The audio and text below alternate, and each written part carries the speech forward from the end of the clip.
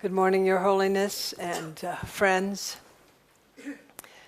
We've moved through science, ethics, decision-making, and motivation, and now we're into an exploration of action.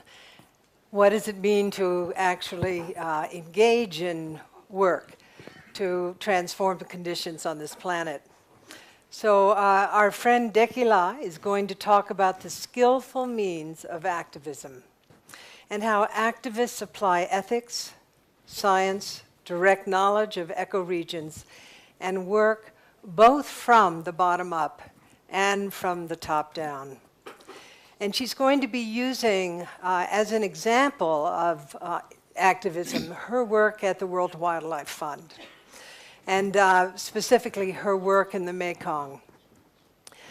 Born in Sikkim, a person of the 21st century, thank you very much. Dalai has described herself as a problem solver. She did 5 years of conservation work in the Himalayas, designing community-based projects for issues such as forest encroachment, poaching, and human-wildlife conflict. From there, she moved to the Mekong region to work on climate change adaptation strategies and policy changes towards sustainable hydropower. She has recently launched a new program at the World Wildlife Fund to work with religions on preserving biodiversity, habitats, and ecosystem services that we all need for survival. So, Dalai, thank you. Thank you. Your Holiness, I feel so humbled and privileged to be here to present this to you today. This is the work of hundreds of environmental activists in the Mekong region and around the world, and many of whom are watching right now. I request your permission to share some of our experiences and what we've learned with you. The overview of my presentation today, I have three. 자주. 자주를.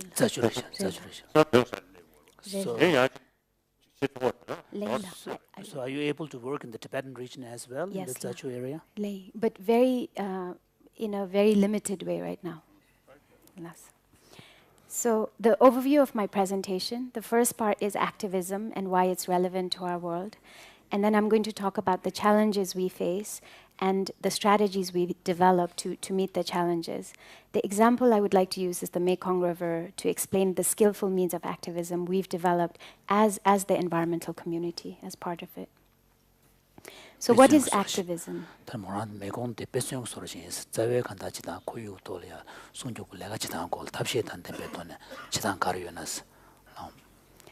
Activism refers to an intentional act made to create positive change in our societies. Successful activism is when the positive change that is created becomes a social norm, something that we take for granted. For example, it's laws against child labor that all of us know about, or the protection of wildlife reserves, and the laws against casteism in India as well.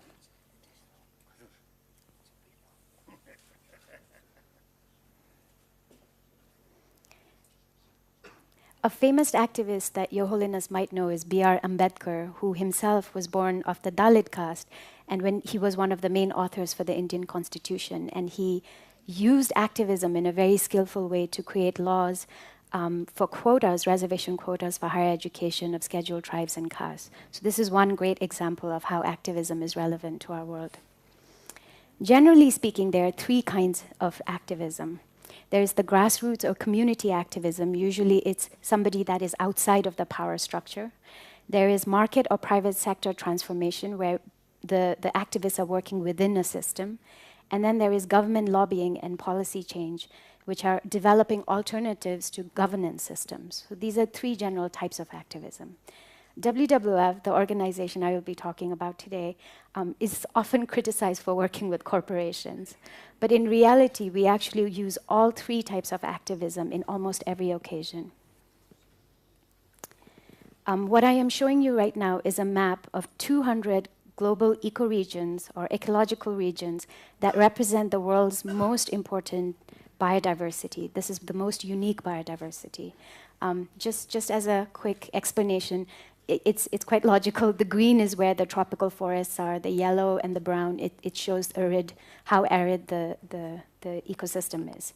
So earlier in the week, Diana actually talked about the fact that we've exceeded the boundary for biodiversity and the extinction for species.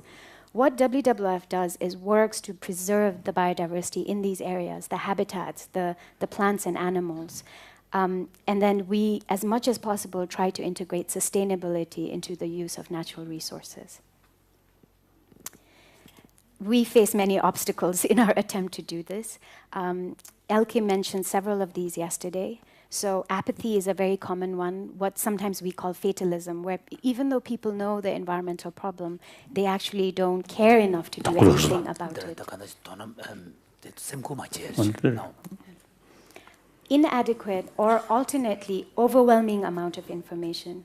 What we've seen over and over again is that if there isn't enough information or if there is too much information, it has the same result. People become frozen, they become immobile. They don't want to make a decision. Disinformation, where somebody is actively spreading the wrong type of information. Elke mentioned the tragedy of the commons, where everybody thinks the problem is somebody else's problem. The lack of alternative solutions, maybe we as a scientific, technological community haven't come up with solutions.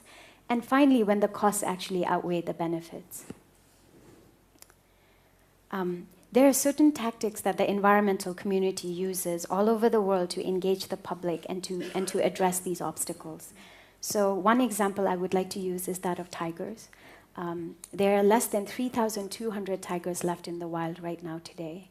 So instead of focusing on that, the fact... In Dongbei area, in China, northeast China, many tigers, including that. South China. So the whole global population. Yes, it includes that. Yes. But in the Dongbei region, there are also programs to breed tigers.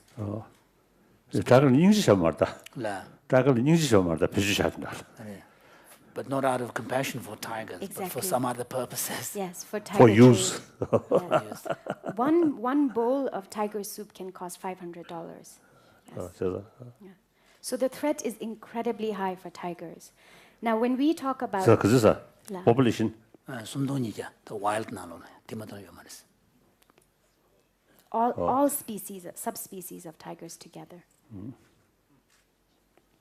So when we talk about species extinction and the fact that the decline has been 30% in the last 4 decades, usually people just shut off. They don't want to hear the bad news. So instead, what we have done is create a very compelling positive vision. And the vision that the conservation community created was that we declared 2010 as the year of the tiger. And we held a very large tiger summit in Russia. We invited the heads of state of all the tiger countries. There are 12 of them. And these heads of states came together and made a commitment that in the next 12 years, so in 2022, we will have double the number of tigers. So we use these skills, having a positive vision, speaking to all types of power, personalizing the issue, to get people to care about things like this. However, one thing we know is that species conservation is not enough. If we don't engage the communities, and if the local communities don't benefit from this work, then we actually don't have lasting success. In the last 10 to 15 years, there's been actually a great evolution that's happened inside the environmental community. And there's been a realization that the means that we used in the past to awaken the collective consciousness to get our goal, to sign a petition or something like that, is actually also the end. And this has been an awakening for the conservation community. So what I am showing you right now is a poster that represents integrated river basin management. This actually is of Koshi River in Nepal. And what you see here is that every type of community is represented. And the species are represented, industry is represented, private sector is represented. This type of whole of basin management means that we're able to have every decision maker involved, every person that actually impacts the environment involved. And it's a really new way of doing conservation for us. So I showed you the Global 200, and now I would like to show you where WWF US works. Unfortunately, for the environmental NGOs, our resources are limited. So we pick what we think are the most important places to work in. And I would like to direct your attention to the mainland Asia area, where you can see the eastern Himalayas, the Mekong, and the Yangtze. And what I would like to point out is that they are all connected to the Tibetan Plateau. So indirectly, the Tibetan Plateau is of great significance to WWF and other environmental NGOs. This is a map that we have presented to you in the past. I was very happy to see it's framed outside if anybody else wants to look at it. This shows the large river basins that come from the Tibetan Plateau. So starting from left, we have the Ganges, we have the Indus, we have the Ganges, the Brahmaputra, the Irrawaddy, the Salween, the Mekong, and the Yangtze. And all of these rivers actually start in the Tibetan Plateau. We heard earlier that climate change is a big threat for these rivers, but another enormous threat is that of major large-scale hydropower. Yes. So I will be explaining more about hydropower in the context of the Mekong. But interestingly, in the last few months, the whole world has been looking at this region because the good news that's been coming on freshwater has come from this region. So interestingly, the Chinese government made a soft announcement recently saying that they will not divert the water from the Brahmaputra, which India was very relieved to know. The Burmese government has said that they are going to halt a very controversial dam, Mitsong, and they are rejecting Chinese investment, and most of the energy would have gone to China because of the impact it will have on the communities. And in the Mekong, 3 of the southern countries, Vietnam, Cambodia, and Thailand, have said they will not dam any of the main stem of the river. So these are all incredible positive news, and it has all come from this region recently. So now I would like to focus on the Mekong. What you're looking at is a satellite map, and you're seeing where the river itself goes into the South China Sea. It has 9 mouths when it enters the South China Sea. The Mekong flows nearly 5,000 kilometers to the South China Sea. It flows from the Tibetan Plateau, goes through Yunnan, goes to Burma, Laos, Cambodia, Thailand, and Vietnam. As a source of water and protein, it impacts over 300 million people. The river produces an estimated 2.6 million tons of fish every year. It produces 25% of fisheries, of all inland fisheries. That means fisheries of rivers. So it produces 25% of the world's production. Globally. And 2% of fisheries all over the world, including marine. So it's incredibly important. No, so it must be a lot of fish in this river. Yes, it's incredibly biodiverse. His Holiness said that's new information for him. One thing that is very interesting is... His Holiness is asking Tequila, there's a Tibetan saying that fish is the bubble of a lake. Or water. Oh. So His Holiness is asking whether she has the same kind of expression in Sikkim. So that is not very good expression. So you see, like it's a bubble of water, so no soul, no mind. So okay, enjoy.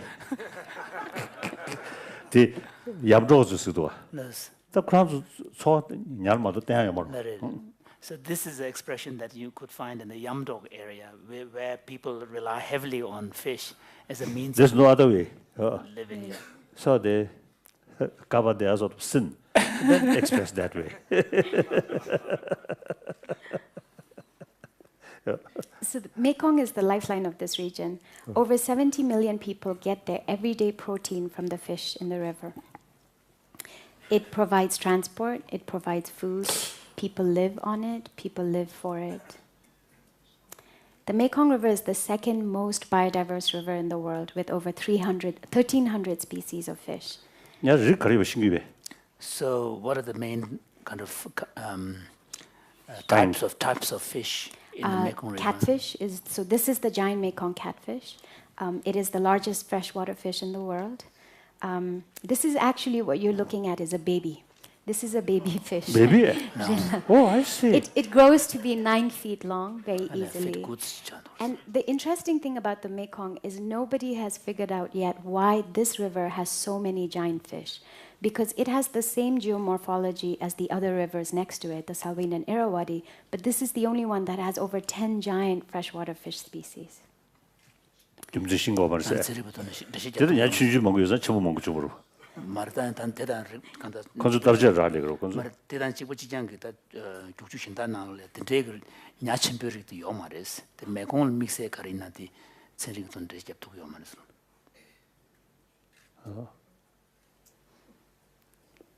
It has many giant fish, like giant stingray that would be as wide as where Holiness is sitting and where Roshi is sitting, so very large fish.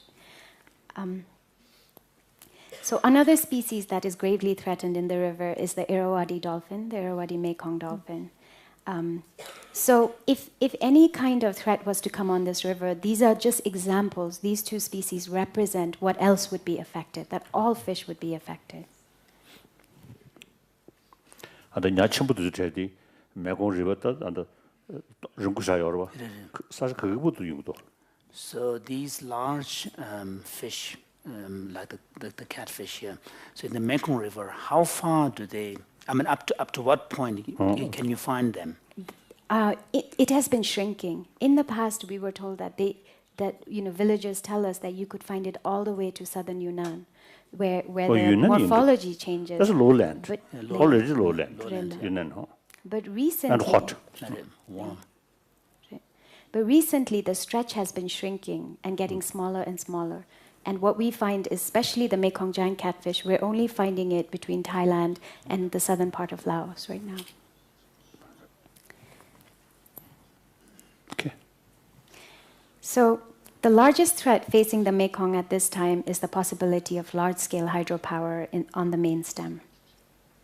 The Greater Mekong region, it's a fast-growing region in terms of population and economy, and there is definitely a need for new sources of energy to speed this and to support the population.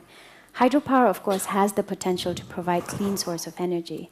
And this brings me to a point that Jonathan had mentioned earlier, which is we must always have a holistic vision, because while climate change means that hydropower could be a good source of energy compared to coal, in the case of the Mekong, it's actually got a devastating result.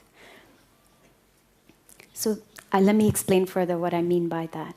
So this is actually, you're looking at the entire river, and what you see are the dams that have been planned up till now on the main stem. So when I talked about how the fish, there are 150 migratory species. So there are many species that actually go all the way up, they spawn upriver, and then they come down when they are adult. Any one of these dams would block this fish from migrating, which means they would never grow to adulthood, which means the species would go extinct. So that is one major impact.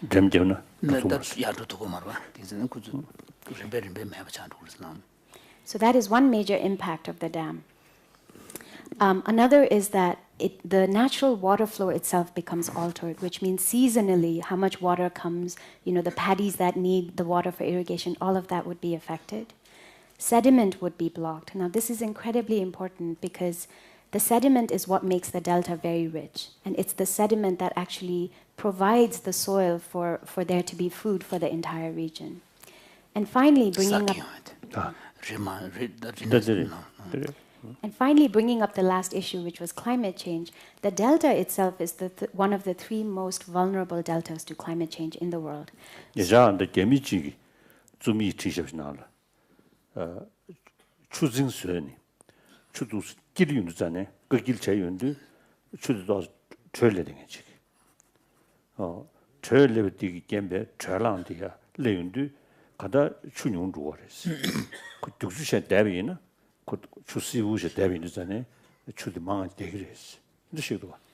Recently, His Holiness was informed from an article written by a Chinese specialist talking about how another impact of damming a river is that when it's dammed, then the water remains still, and generally it tends to rise, the temperature tends to rise a bit, which then vaporizes the water, so the quantity of also water gets lost, whereas if it is kept flowing, then it retains its natural temperature. Yes. Is that the case? That is accurate, but in the case of the Mekong, because there is so much water, there isn't an obvious impact in that way. So going back to the climate change threat, because of sea level rise, what is happening is the coastline is being eaten away by the sea. So if sediment is blocked, that means the coast is actually suffering in both ways. It's not getting sediment from the river, and it's also losing land to the sea. So at least 10 to 17 million people would be affected by this threat. 지단 자주 저 계획이보다 아니면 사용해야 된 가반이냐고 도면 두고는 사자만 보시오지. 미네 자주 세야. So WWF has been working on sustainable hydropower in the Mekong region for the last decade. We have carried out several environmental assessments of the impacts, and we have done our best to make these recommendations known to everybody, all the decision makers. And I would say for the first 5 years, we actually had absolutely no progress because we were hoping that information would be enough and providing the scientific evidence would be enough. So this is when we developed the second part of our strategy, which is institutional analysis. And I won't go through this in detail, but what I would like to point out is that for each level, from local to global, starting with species, habitat, and communities, and then national, regional, and global, we actually identified what institutions were the best levers to change policy or to benefit the community or the species that we're trying to protect. So these are some of the strategies we've been engaging in the last 5 years. We built a broad partnership base. We work very closely with communities to protect species, to make sure their fisheries are sustainable, to provide livelihoods. We work very much as a technical partner to the Mekong River Commission, which is an intergovernment body that oversees the Mekong River. We work with organizations and banks like the Asian Development Bank, and we also work with the private sector like Coca-Cola, which is very invested in protecting freshwater in the region. Part of the strategy is whether... Okay. So one of the reasons why we work with the corporate sector is because this region is incredibly alive in terms of economic growth possibilities. And we have plenty of corporations that are investing, especially in countries like Vietnam. So when we're able to explain that climate change is actually directly going to threaten their investment, we find that they are very responsive to us and they want to preserve the place that they're investing in. So a big part of our strategy is picking the right ambassador. This is the Supreme Patriarch of Theravada Buddhism in Cambodia. He is our ambassador for the Mekong dolphin. And as you may know, almost 98% of Cambodia is Buddhist. So we find that when he talks about the importance of preserving the river, almost everybody listens. And then going back to something Elka pointed, which is the threat of indecision, the threat when decision makers are unable to actually make a decision and use cost-benefit analysis. One of the things that we've really invested in with partners is developing the tools you need to make decisions. So one part of what we've done is map out all the tributaries and the river, the main stem as well as the tributaries, in terms of fisheries. So if you were to put a dam on the Mekong main stem, what the impacts would be for fisheries. If you did it on this tributary or that tributary, what the impact would be. So that they can assess how their communities will react. Another very important thing we've done is, this is a tool we've... share me. Nyati shokoshiruwa. 예, shokoshiru. 디 추 가서 축 전력이 개발 도면도디. 컨데슬러. 예, shokoshiru도가. 나를. 샤시슈도가. 나를. 같이 저보도가. 나를. 디 냐코르 넘규드세 추 가서 왔다. 축 전부 영해들이. 나를. 봐. 나를. 답주. 나를. 답주도 돼야지. 나를. 클래식. 출행시 되겠지. 나를. 디지도 양 사당에 개발해. His Holiness is wondering if you look at maybe there's, His Holiness is wondering if you look at the types of fish in the river there, you can see the differences in the size of their fins, and he's wondering whether that somehow correlates to the type of water they live in. Some waters are quite harsh, like kind of with rapids, and others are very, very calm. Or also climate. Or maybe depending upon the climate, or maybe there is no correlation at all. So he's wondering. You have some idea? Yes, Lad. So north of Yunnan, for example, all the fish are very small. So it definitely makes a difference because the fins are small, and the gorges are very deep, and it's narrow. It's very narrow and fast moving. 가서도. 알레 단에 유난 드바이나 야 쇼고 총도스.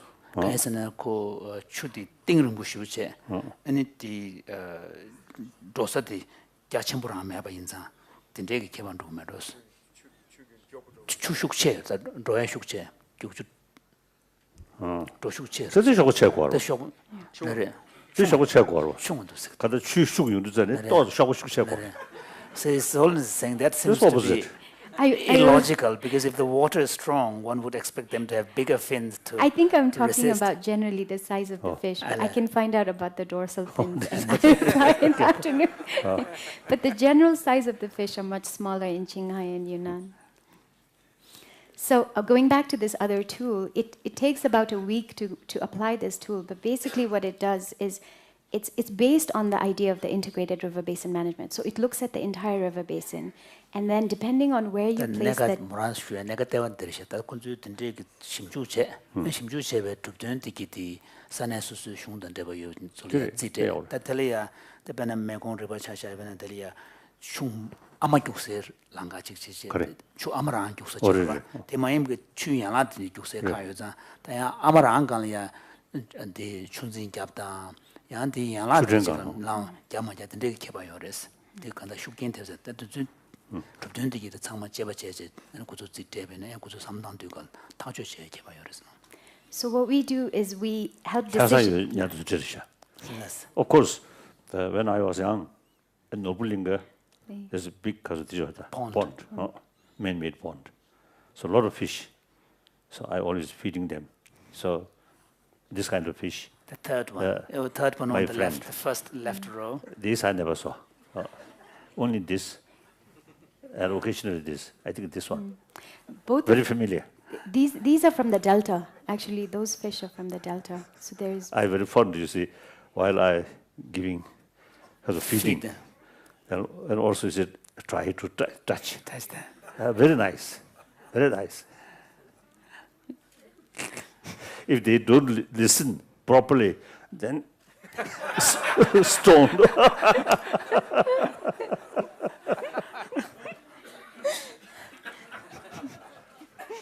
Yes.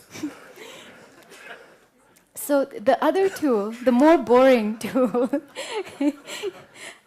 uses this idea that the whole river basin matters, and it helps you design where to site, where to actually put the dam, how to design the dam, and then how to implement, how to operationalize the dam. Leila. Damn the shano. So this shows you the river. This is a good dam. It's a run-of-river dam. So, another tool that we've used is we've really reached out to the investors of dams. So we established a summit where we worked with financial institutions, over 70 of them that were planning to invest in the Mekong dams. And we explained to them how where they actually place the dams and what type of dams they invest in will increase their own return, their own financial return.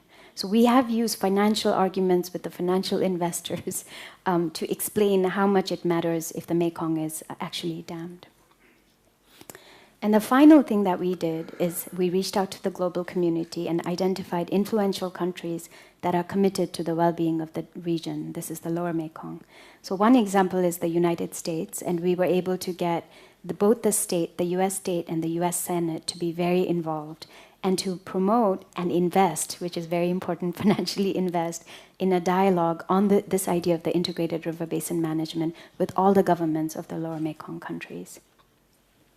So the result is that 3 of the premiers of the countries, so Vietnam, Laos, Cambodia, and Thailand, actually began expressing their concerns and then finally came out with a statement saying that none of them would dam the Mekong main stem, and they were calling for a moratorium, a ban on dams on the main stem. So they actually put the needs of the communities, the biodiversity, and their own long-term interests first instead of a short-term economic gain. Now, we have heard that the government of Laos is still planning to go ahead with the dam that they've declared last year. It's called Sayaburi. So they're trying their best to go with an investment that is over $31 billion. So there is a huge investment there. However, even if they do so, we see a great deal of good that has come out of this process. So it is an unprecedented move that governments are actually putting this sustainable idea of and vision of development first instead of immediate short-term gains. Local communities are very engaged and empowered on river basin management. And finally, there is a very strong partnership that's cross-sectoral, that engages private sector, public sector, the NGO community, and local communities. It's really strong that is working to protect the future of this river and its people and species. So I would like to end with the lessons that we've learned from skillful activism in applying this. So again, the most important thing is that it's a positive vision. We've learned the hard way what Elka was talking about yesterday, which is when it's a negative vision, people get engaged for a very short period of time, but they lose interest. When it's a positive vision and we keep the goal in the future, people actually really respond to it. That it has to be personal. Every individual involved who makes a decision to protect something or to harm something has to find an individual personal connection. That we should engage all stakeholders. We shouldn't leave anybody out because we don't know who might be the right lever at the right time. And finally, the importance of dialogue and negotiation, that we can't ever stop trying to have this dialogue and negotiate. Thank you very much. Wonderful.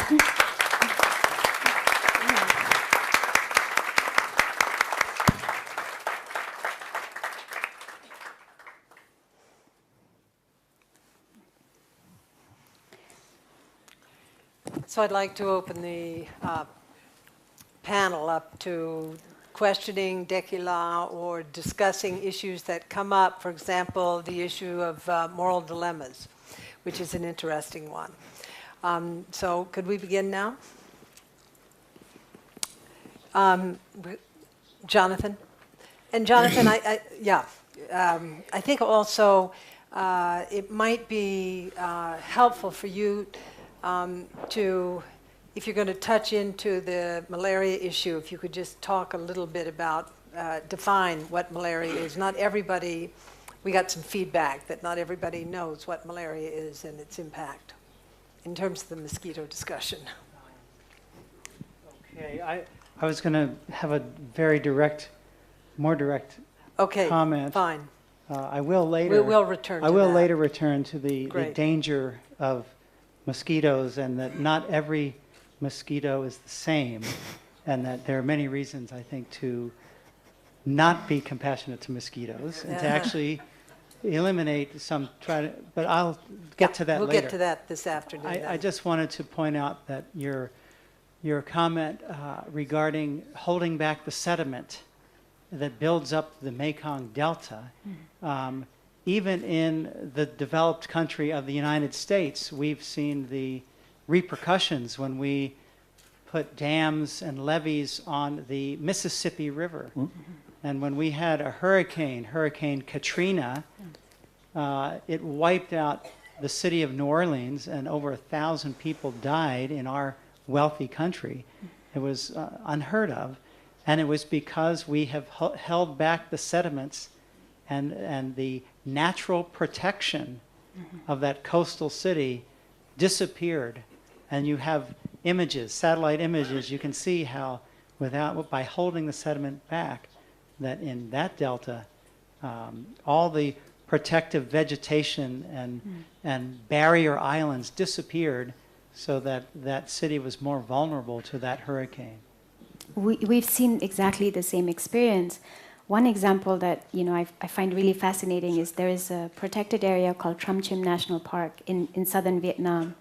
And when we first took over managing this park, we saw that it had been completely concretized, that they had put sort of blockades, cement blockades everywhere in this protected area. And it's actually just a wetlands where water should be flowing back and forth very naturally. So as part of the management, we took away all of these barricades that had been developed. And we learned, and this wasn't something we had planned, but what we learned is when we took the barricades and the sea was intruding into this protected area, actually the impact was that the taking the barricades away was improving the biodiversity. It was protecting the biodiversity. The fish were able to move in and out, and that sea level rise was no longer as big of a threat because the water was sort of taking in the seawater and then sending it back out more naturally. So that removing barricades in almost any ecosystem seems to be beneficial for climate change adaptation. Thank you, 가시오리 Dick. 호르 라디. 랑 라디오는 두고두스 저 매네야요. 매네야도 지다. 저거를 랑중 그 도당하러 직도네.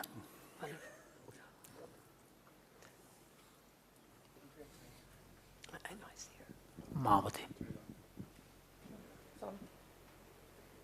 As I think His Holiness was suggesting, there may be some moral dilemmas here with regard to the fishing. Essentially, this seems like a case of protecting the river in order for people to continue eating fish. And I was wondering whether there was discussion about that amongst your team, and what the different kinds of positions people took about that were, and whether there are sort of long-term ideas that maybe people should eat less fish. So what was that discussion within the WWF and the other and the local communities and so on? 간다 주 송교제 망부지 야 미망부지 초와데 냐스미알이야 덴데 거봐. 근데 내가도냐 냐사마사도 고리야 기체 중요하나서. Yes, one word. It's a very complicated issue. It causes almost any decision that we're making in terms of natural resource management actually has an ethical dilemma. Do we prioritize the community's needs? Do we prioritize wildlife? Do we prioritize forests? You know, it's always a challenge for us to figure out if we're making the right decision. In this case of the fisheries, the team had differing views. Some members felt that since the communities actually fish the giant Mekong catfish, which is so endangered, we should actually put no fishing zones. And some members felt that 70 million people need their protein on a daily basis, and we should actually leave it open. So, like every dilemma has a compromise, our compromise was that there are areas where the fish are actually spawned, and those are called deep pools, and that's where most of the freshwater biodiversity is. Those areas are no fishing zones, and we work with the community to say, if you actually protect these areas, you are more likely to have fish in the future. And then the areas that are open, that is where the communities continue to fish, and we don't actually make any kind of management decision on that. Can I have a follow-up? Yes. Okay, so it seems like then the reasons that you were protecting fish were about the different species of fish, the ones that were becoming endangered, rather than being about individual fish and fish suffering, for instance. So I'm wondering what were the reasons for protecting species rather than being concerned about individuals, given that this is a kind of Buddhist context? Wow. I wish I could defer this question to His Holiness. Maybe His Holiness would like to answer this question. No, I think the question was specifically directed to you.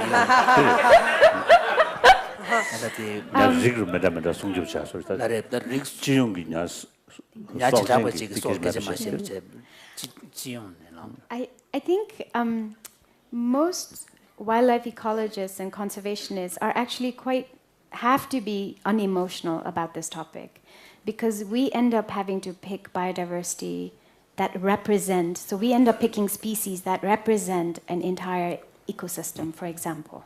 So at no point do we get to be emotional, for example, about a deer, because we are picking tiger as the representation. And it's the same thing in this issue as well. You know, we've picked the giant Mekong catfish as sort of the umbrella species, the species that if this disappears, it affects the food chain, but it also represents everything else. If it is there, it means actually the ecosystem is healthy.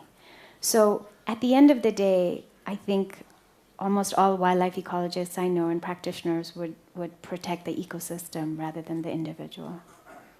I am not saying it's the right thing. You know, Claire, I would love you to reflect on that for a minute, because I think that's very salient in terms of your presentation and your work. Well, I think that's particularly interesting, because it seems like you were saying, well, we're protecting the species in order to protect the ecosystems.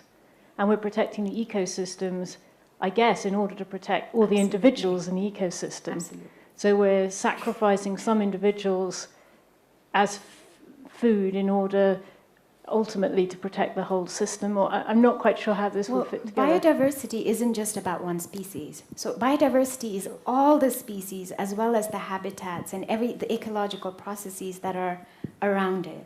So that I mean, it frightens me to use this phrase, but that's the greater good. And so whether we're talking about a tiger or a giant Mekong catfish, those end up being individual species that both on one hand get a lot of attention because they represent the biodiversity, so we invest a lot in protecting them, but also in some ways are sacrificed because they are so prized by communities or by people. So they are both a sacrifice and a rallying cry in a way.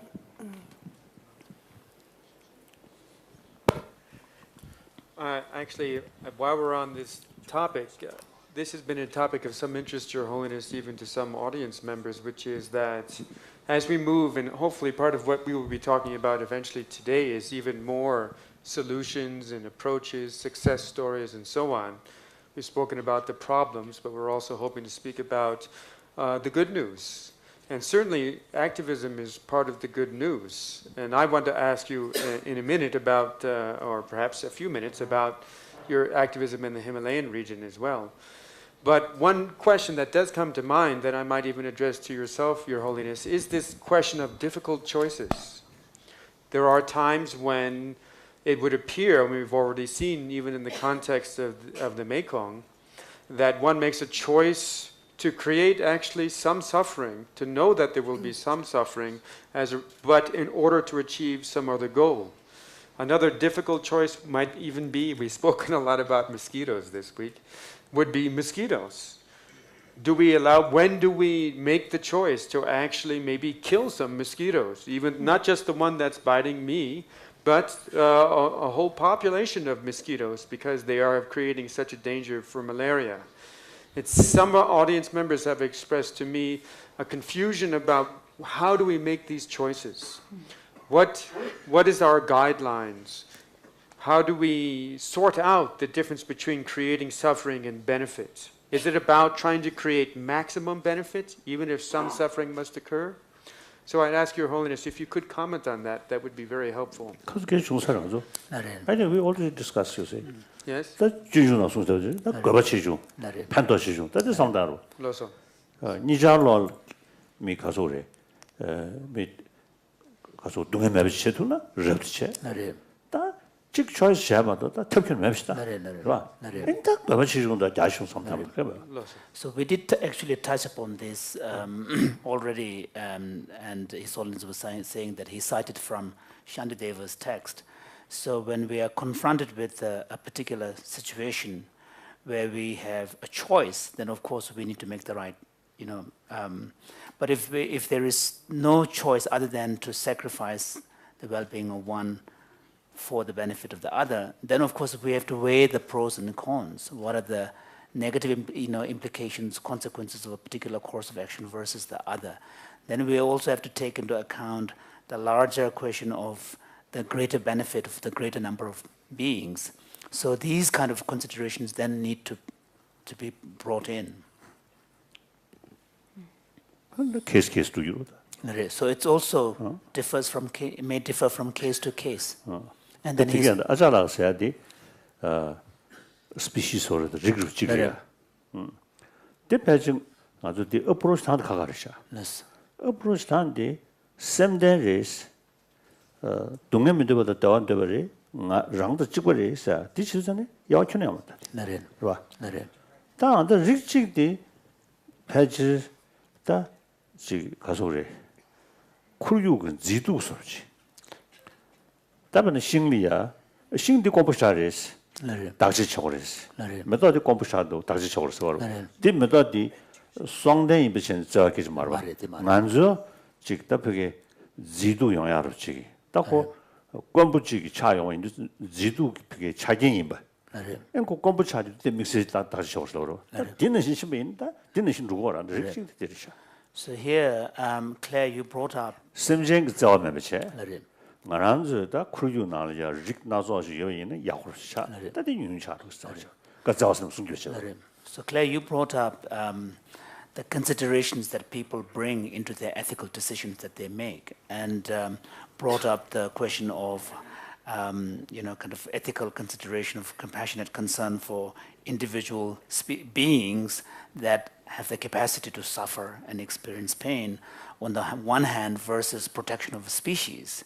So here, So the general kind of perspective The should very be motivation, I think, is different. different. So His Holiness wants to point out that there are different motivations and considerations playing here, because So when we protect them because they also have the feeling of pains and pleasure, just like me.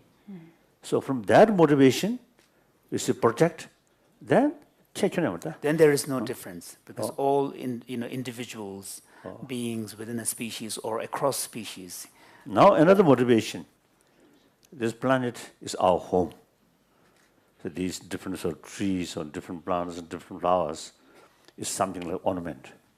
So we naturally we pay more attention. Some plants or some flower, very beautiful, very rare. Now we take special care in these things. Not because they also have the feeling of pains and pleasure, but we love that. It's good. More variety. And particular one thing, very, very rare. So we take special care. So there's different motivation. So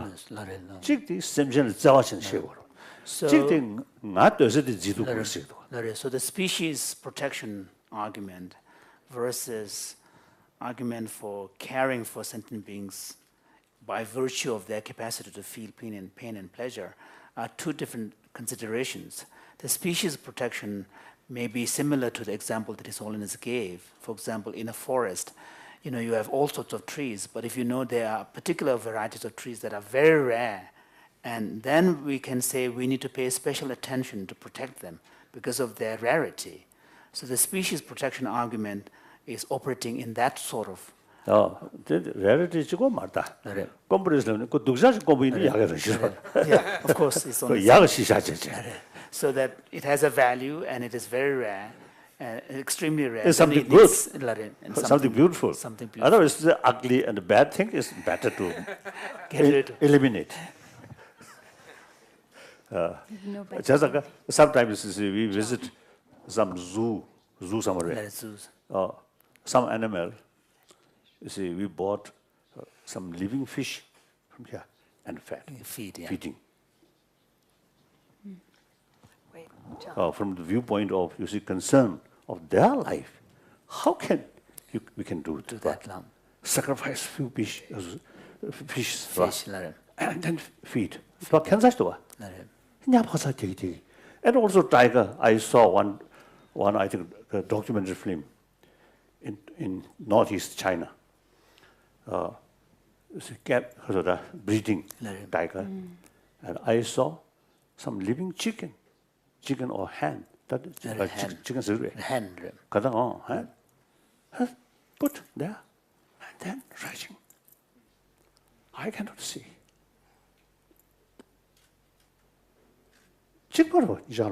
So from the point of view of moral consideration of sentient nature, then both of them have the same right. Yes. Best thing, those tigers eventually should become vegetarian. That's the best.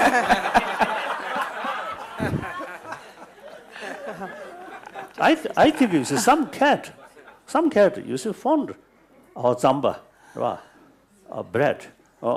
So gradually they also become vegetarian. So tiger and these also this same species, same groups. Species. But that brings up another very interesting ethical dilemma, which means that we're interfering in the nature, the natural order of nature, if we're trying to make them become vegetarian.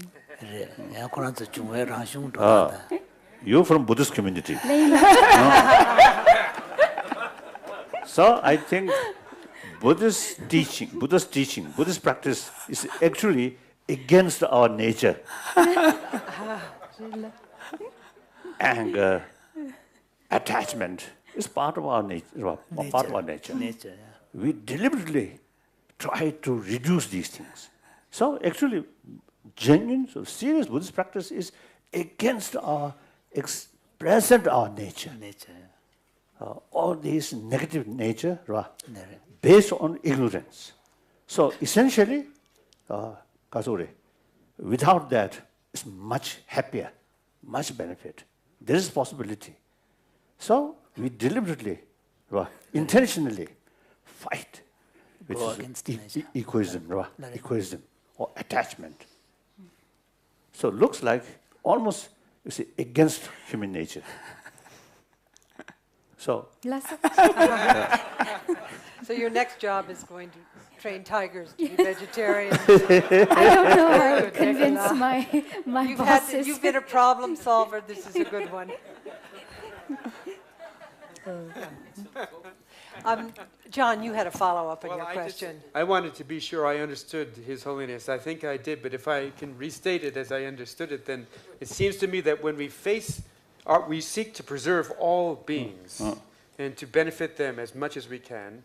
When we face a difficult choice, maybe an ecosystem is out of balance and many individuals will be harmed, we might need to face a difficult choice to harm a few individuals.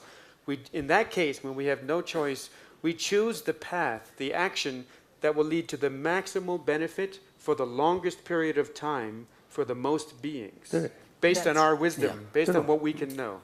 That seems to be what you were saying. I think mosquito, perhaps I think that can be done. I think the place where a lot of mosquito, we can arrange because of the form of their food, water, and possibly some sort of blood, maybe.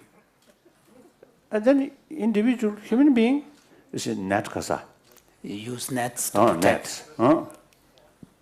So we have to provide some sort of Sustenance. food. Food. I think you agree. What do you think, Genola? I think possible, right? Yeah. First Mathieu and then John.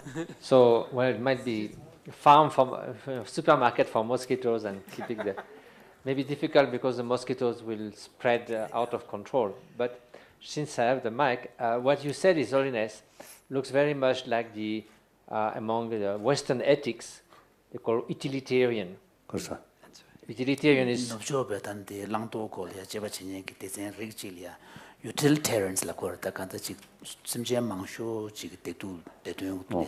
the problem with this utilitarian view in the West is about pleasure, maximizing pleasure. So they would argue that if you have 100 slaves, making 1,000 people happy, that's fine. So the problem with the utilitarian is the definition of well-being and avoiding suffering. So that's why we need a compassionate and wisdom utilitarianism, not just the normal version of it, which is just maximization of pleasure. Because then you could say, okay, 100 people slaves, 1,000 people happy, that's fine.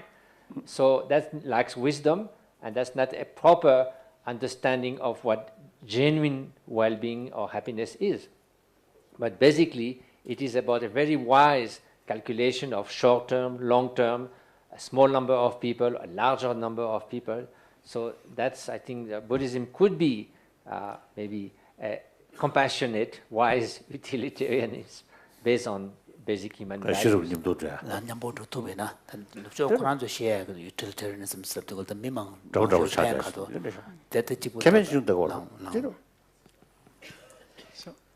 Jonathan. Your Holiness, I assume that after break we can talk more about activism and get into this dialogue. But right now, because we're talking about sentient beings, I am compelled to make the following comment. I've received, and several of us have received feedback from viewers who are watching this. And I want to expand on your example of taking one grain in the field and saying this grain represents all grains. And we've talked a lot about mosquitoes, and I want to use that example about one grain being like all the others. One mosquito is not the same as another mosquito. In fact, the genus of mosquitoes that carry species.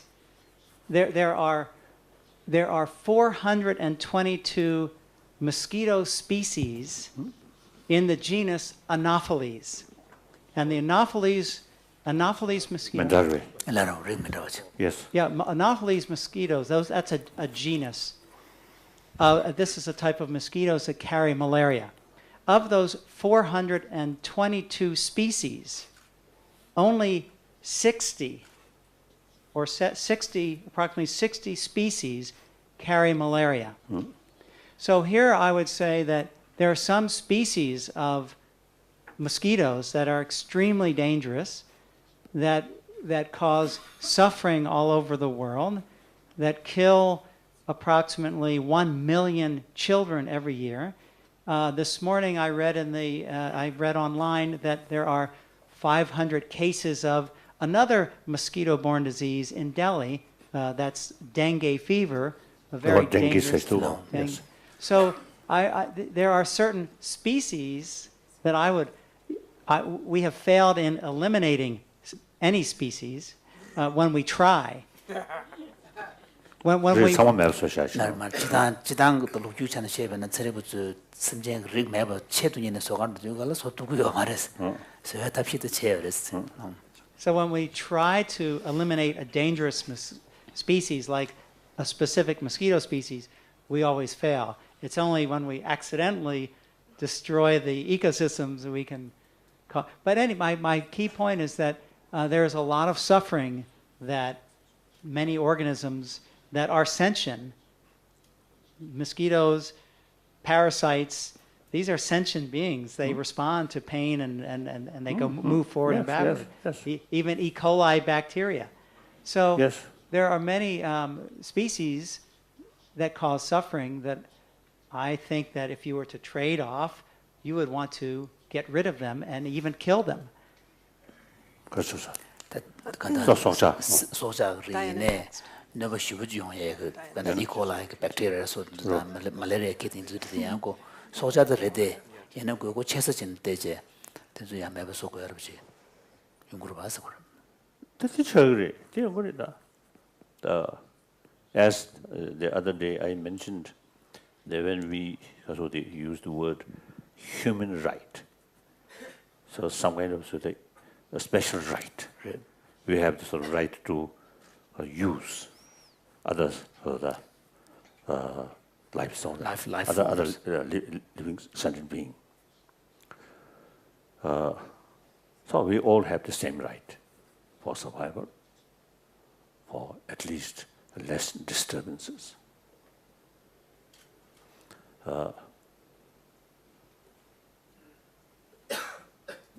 Now, the Buddha in Vinaya, I think in Buddha's teaching, now I'm speaking from the Buddhist point of view. In Vinaya, Buddha mentioned some certain type of meat should not eat or prohibited. Here one thing, he mentioned any meat is especially killed for you, you should not eat. You should not accept that. Even some sort of suspicion, doubt, yeah. you should not say. But then already is in the market, some meat there.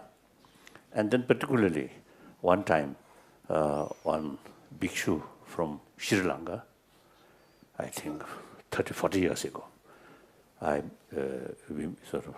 I met touch about this sort of subject. Then he mentioned, actually, Buddhist monk,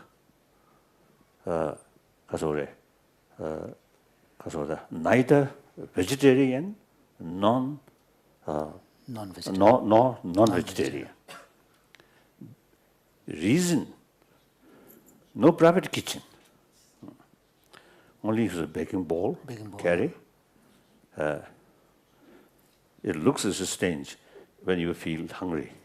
Then not arrange by yourself, but carry that empty bowl and go for alms.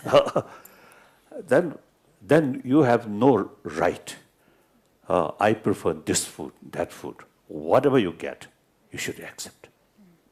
So from a family, vegetarian, you must accept that. Non-vegetarian, you must accept. You have no right is to demand, I want that, I want this. So, in Vinaya, Buddha not The prohibited. monastic disciplinary texts. The dijori, jabal chuang mainam sa chikchi. Ching ching dui. Chado de ching yue. Jabal chuang mainam sa to di chan jibe ina shisha ma do paji so jabe sha paji monjibe so chi. Yes. Yes.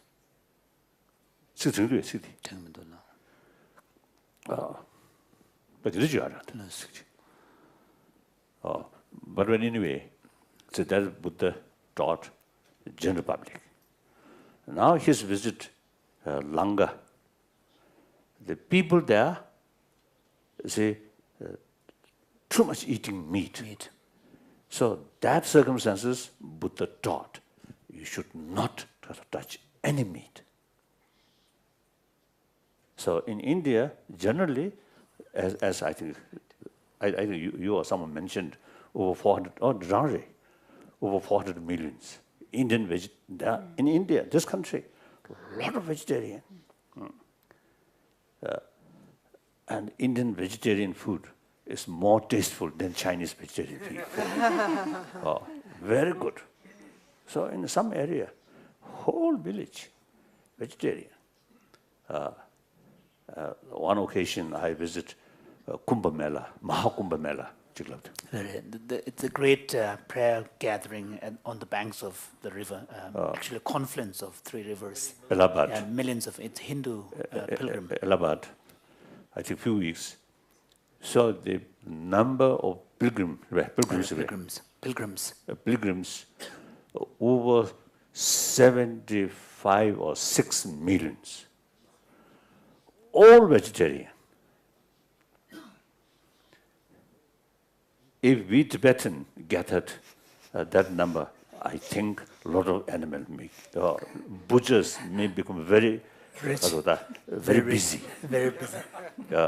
So I often is telling a Tibetan, look, India's tradition, over 75, 76 millions gathered.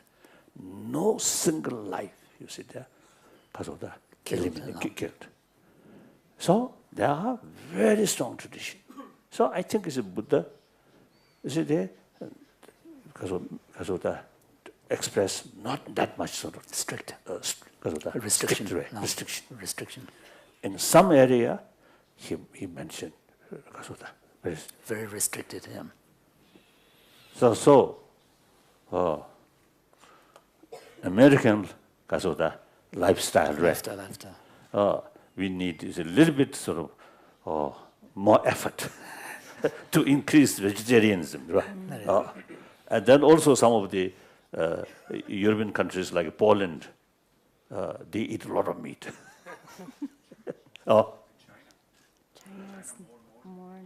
China is something exception. we cannot discuss. Very difficult. You see, I often, telling, including Obama, I mentioned that unfortunately, some of those hardliner Chinese leaders, in our human brain, some portion of brain, some part of our brain, which because of the develop, which brings, which can develop human common sense.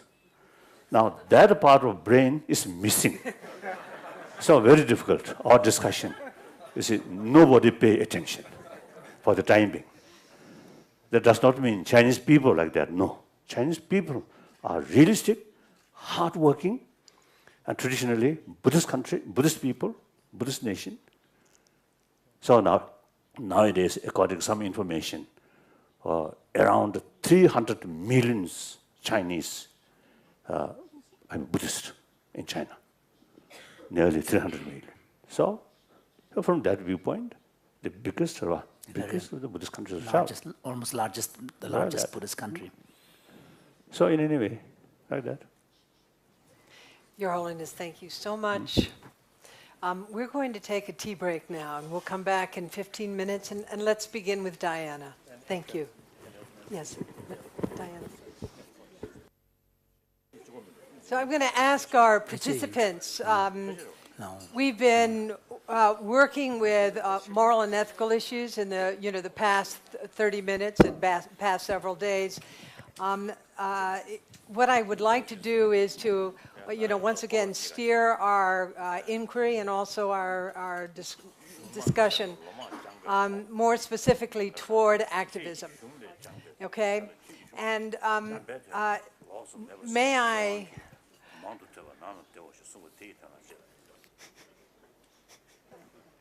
It is not a problem. So I actually would like to begin with a question, and this is specifically directed, or a question that I feel many activists are asking themselves. And that is, what do we feel are skillful means for activists who are dealing with issues relating to making choices that create suffering for an individual or for large groups of individuals, but might be the best decision vis-a-vis the long term? How do activists deal skillfully with moral remainder? That is, having been, in a decision-making process where it's a moral dilemma, suffering is going to be created, short-term, possibly long-term, for a small or large number of beings. And the activist has to make a decision which causes suffering. What do we do vis-a-vis moral remainder? And I would like to direct this question actually both to His Holiness and to Decula, because I'm sure she's been in that situation often. That's a repetition. We already discussed. His Holiness saying that we have already discussed the question in one form or another. So Decula, I have no answer. Okay, all right. Yes. Decula. But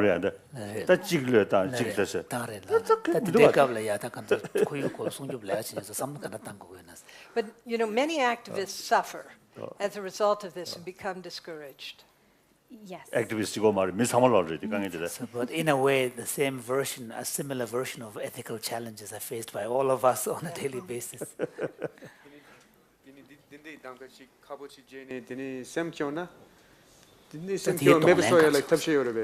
Dia kasi lo sari ba. Gaji chani kangen chabe kuduliya simshu choju solo simshu par kores. Par chayo. So it's only said. He mentioned here. John, you want to say what you raised?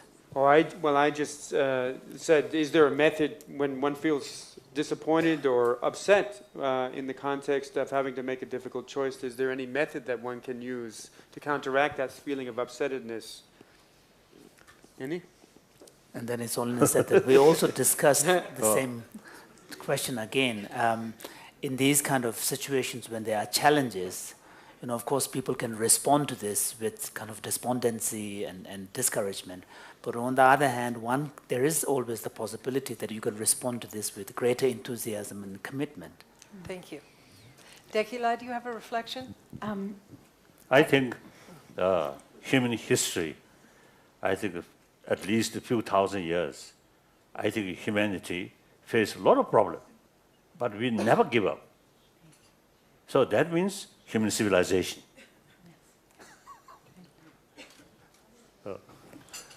I was just going to say, I think I brought this up yesterday, that almost every activist I know is actually an optimist at heart. Because to become an activist, you really have to believe that the society will evolve. Right. That's right. And so I think there is a natural ebullience, I don't know, this enthusiasm that comes from inside, that we're convinced, no matter what the odds are, that we will win. And then I think when the crash happens, it happens very hard because of that. But I think most people who are struggling with any kind of discouragement, as His Holiness said, everybody goes through it. This whole, what Elka pointed out yesterday, to me has been the most valuable lesson in the last, I became an activist at 15, so all that many years, 20 years, is that if we have a long-term goal and we see that we're advancing towards it, even if it is one tiny step at a time, it makes a really big difference. If it is a short-term goal and we're just doing it to stop something, or we're angry and we're protesting from anger, then it actually never goes anywhere. So finding that joy that Jimbala you presented has been, for me, has been the solution. Wonderful. Could I ask?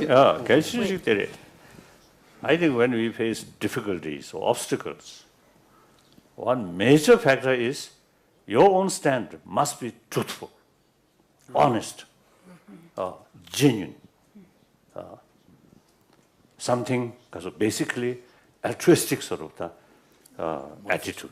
Then, no matter how difficult it is, they say we have truth, honest, the strength of truth. There's no reason to feel discouraged. But right from the beginning, your own motivation, some personal interest, and some point, a little bit of hypocritical way, saying something here, doing something different, then deep inside, weakness there. How can face challenge? Because of weak sort of the inside weak. Weakness. Yeah. My own experience now 70 because of that. Now on Canada, over 76 years, right? And my life, you see, I think I usually say telling, at the age 16, I lost my freedom. At age 24, I lost my own country. So almost 60 years, a lot of problems. But the ultimate source of our strength is truthful, based on moral principle. So then, no reason to feel discouraged. So like that. So that is the catch. So the most important thing is the kind of the ensuring the right motivation you have, and also the sincerity on your part, that having that strength. I think like Mahatma Gandhi ji, and many other, like Luther King survey. Martin Luther And King. these people, I think at the initial stage, there are a lot of sort of challenges. And maybe when they start, they may be very lonely.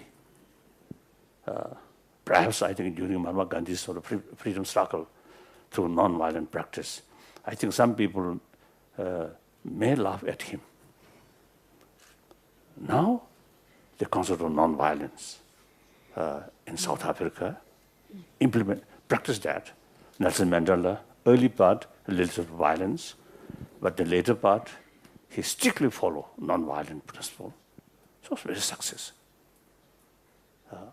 After he retired from presidentship, very nice, very nice. So these are, the real, I think these are the clear sign Examples of the truth, power of truth, power of sincerity, power of honest. That's I think key thing. So no matter how difficult it is, I think millions of people who remain silent, they're always with you. Okay. Then these works, not from our own sort of interest for this life, for one life. So sometimes you see, people start some work, and because of that, if that sort of goal materializes within my life, one's own lifetime, then work hard. Then almost impossible to materialize one's own lifetime. Then not much interest. That's selfish. That's wrong. We are talking about humanity. So humanity comes continuously. So sooner or later, someone must start. So our generation, start some work. And the result may not materialize within this lifetime. Okay, doesn't matter. Even Buddha, I think the result of his teaching, the all result not materialized within his lifetime. the benefit remain still Today. Today. Like that. So I often is telling people, particularly young people, those because of the generation who belongs to the first century.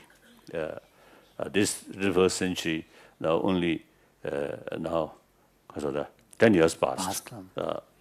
So almost 90 years is in the coming yet to come, or because of the 98 years to come. So this generation, you see, they have the responsibility to make new shape of the world, which in this moment sometimes looks like our wish, right? Or dream. But if we make effort, mainly again through education, through awareness, so possible, you see, to achieve.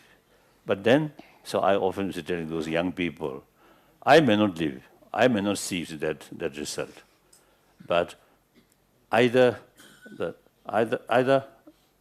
I will be in heaven or hell. I will watch you, what you are doing.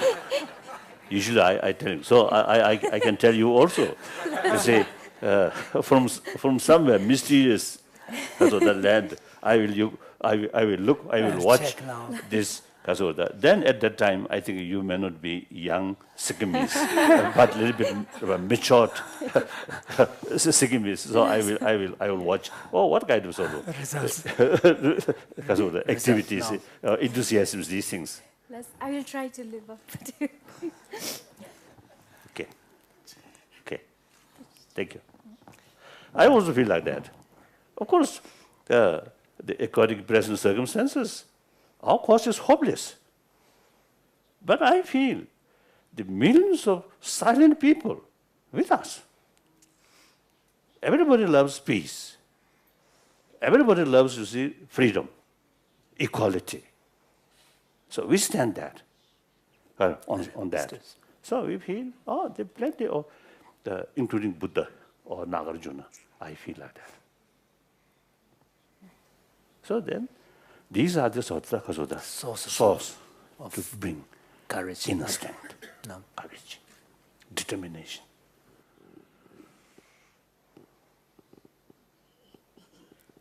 In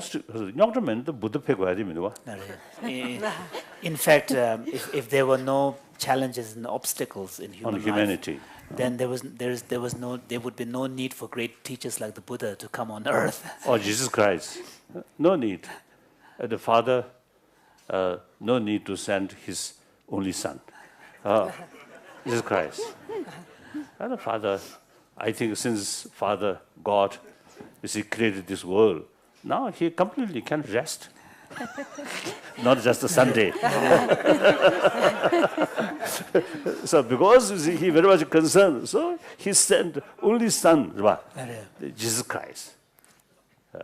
Isn't it?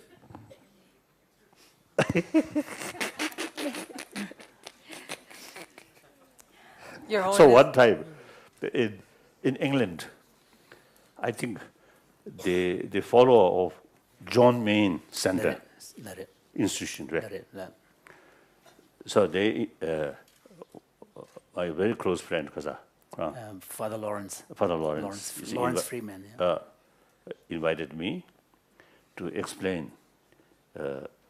It's a group of sort of their followers to his community, genuine sort of Christian practitioner. So they give me one sort of difficult task to explain the gospel. Selected passages from the gospel, 4 gospels. So then, I rather you see, hesitant. Hesitant. The reason I am, strictly speaking, non-believer. No concept of God, isn't it? Self-creation. So a person who really train, learn, practice that way, explain the the existing of God, Creator. Difficult, but I try my best to explain. Then I think 3 days, maybe 3-4 days, that many audience really felt my explanation really strengthened their faith towards God. So I done something. So not fail, at least not fail. I want to share with you. I often see my public talk, including some Buddhist lecture. Also, I mention, look, the theistic religious sort of tradition, tremendous faith to God as a creator, as our Father. So that total submission to God is actually reduce self-centered ego. You mentioned the emptiness. Self-empty, kenosis. So Buddhists, both, you see, accept the extreme self-centered sort of attitude is the source of problem. So you see, use different method. Theistic, God, creator. So that reduce more or less same effect. Buddha, you see, Buddha, since you see, he more sort of emphasize. His philosophical viewpoint is law of causality. Then through that way, you see, he emphasizes selflessness, reduce, and infinite altruism, also reduce self-centered attitude. So goal is more or less the same. Goal, objective. Different method. The objective is the same. Yeah. Like that. Sorry. 내 땅바를 가서 우리 장가로 집에서 저기 온다. Sorry, someone said he feels that he's interrupting too much. No, on behalf of activists all over the world, thank you. 장상 어디 어디 삽샵 멤버. Yes, 삽샵 멤버잖아. 그러면 식무배. Jimel. 식무배. 자살로디 되는 삽샵 멤버 아주 식무배.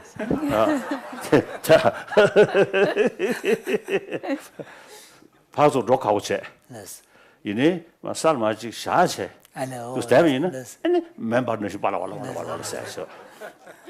So someone was saying that there is a phrase in the monastic community, and he was surprised. Actually, I wasn't familiar with that expression. It's called sabsham member, which means if you let him sit, then he's loud like a burning fire. So people who cannot go around, but if he's given a podium, movement little difficult. But once he sits comfortably, then endless talk.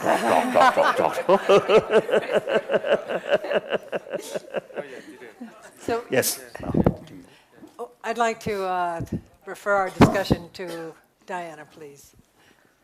Thank you. And I was very moved by the interaction between Your Holiness and Tequila. I think you have tears of joy. It's really lovely to see it. But perhaps to help sort of with that, I wanted to ask a question about the link between science and activism. And you're clearly really understand the science. You could be a scientist, but you've chosen to become an activist. And I'd be trying to recruit you as a student if I didn't think the work you were doing is so important. But what I wanted to ask is whether in your work you feel that you get enough support from scientists, and are there areas where scientists could help more the activist community? Perhaps not, I mean, of course we can become activists as well, but I'm really interested in the role of science in supporting the work that you do, and if you could comment on that. That's a fantastic question. Thank you. I think because the organization I work for, WWF, is so science-based, we don't really have that much of a divide. Pretty much half our staff are conservation scientists. You know, we have a lot of geologists. You saw the number of maps I used. So we're very interested in reality in that sense and understanding it.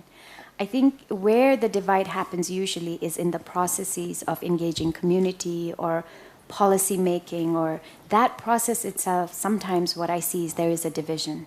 Because scientists, and I don't mean all scientists, but many scientists sit back and think that's the job of activists. And in reality, I think it's everybody's job, so that we should all be finding ways to make this information available and real. And, you know, I mean, you said very nicely that I'm a problem solver, but science is the original problem solver. And so in many ways, we find that we're running back to our scientists saying, okay, help us come up with new ideas, help us come up with new alternatives, because that is where science could actually make the biggest contribution. And I think actually all the scientists here are a rarity, because all of you are so interested in solutions. But I have come up against that obstacle of a scientist being very interested in the theoretical part and not so much in the solution part. I would love to work with you in the future. Yeah. Maybe can I ask just one? Sorry, I just wanted a very quick question. Sorry to interrupt. You gave in one of your slides. You referred to that's the good type of dams. Yeah. So can you say a bit more about that? Because general public has the impression that from an environmental point of view, all dams are bad. So if you could say a few words about that, that would be really helpful. Yeah. Okay. So I'm not an energy specialist, but I can explain a little bit. There are different types of dams. Generally speaking, very large dams are very dangerous in terms of the impact. But there are many smaller dams that are called run-of-the-river, which means that the river actually goes through the dam. There isn't a major diversion that is created. The dam itself allows the water to go unimpeded, including the fisheries and the sediment. There are also lots of technological innovation. This isn't applicable in the Mekong. But in terms of energy production, is it less efficient? It's less, but in some ways, in the long term, it's actually better because it's sustainable. If you're from the Himalayas, most of you know that there is plenty of hydropower dams that are actually functioning at very low efficiency, which is the argument always for building new dams. So we have plenty of dams that are inefficient because we haven't actually tried to make it sustainable in the long term. We just try to get as much energy in the short term. So there are technological innovations. For example, there's something called a fish ladder, which is used in North America very often, so that salmon, which go upriver when they're ready to spawn, can actually go across the dam. Now, this is because there are very few fish species that do it in North America. In the Mekong, there are 150 migratory species. There's no way that could happen. But this is where science can actually help us come up with a lot of innovative ideas. Thank you. Elka. I want to thank you, Dekila, for not only being the person who's most of the century, but also the person in this group who's most walking the walk. You know, we're all very good at talking the talk, but you really are walking the walk. But let me ask you a perhaps challenging question. When you do activism, you always have the alternative between engaging a group on their own terms, you know, within their own language, their own value system, and it's a good way to get their attention. Or you can try to change the value system. And let me just give you an example. So you can sort of talk to people at Coca-Cola or at the World Bank and put a value, an economic value on the environment and get them to include that value in their calculations. Or you could argue that economic calculations of costs and benefits shouldn't be the only determinant of decisions and that there are other sort of rights-based considerations that should play a role. So how do you deal with that trade-off? Institutionally, we don't really, when we work with the corporation, it's a partnership on equal terms. The idea is that the corporation invests in conservation, so there is a financial transaction. They benefit conservation, but we also really talk about their own footprint.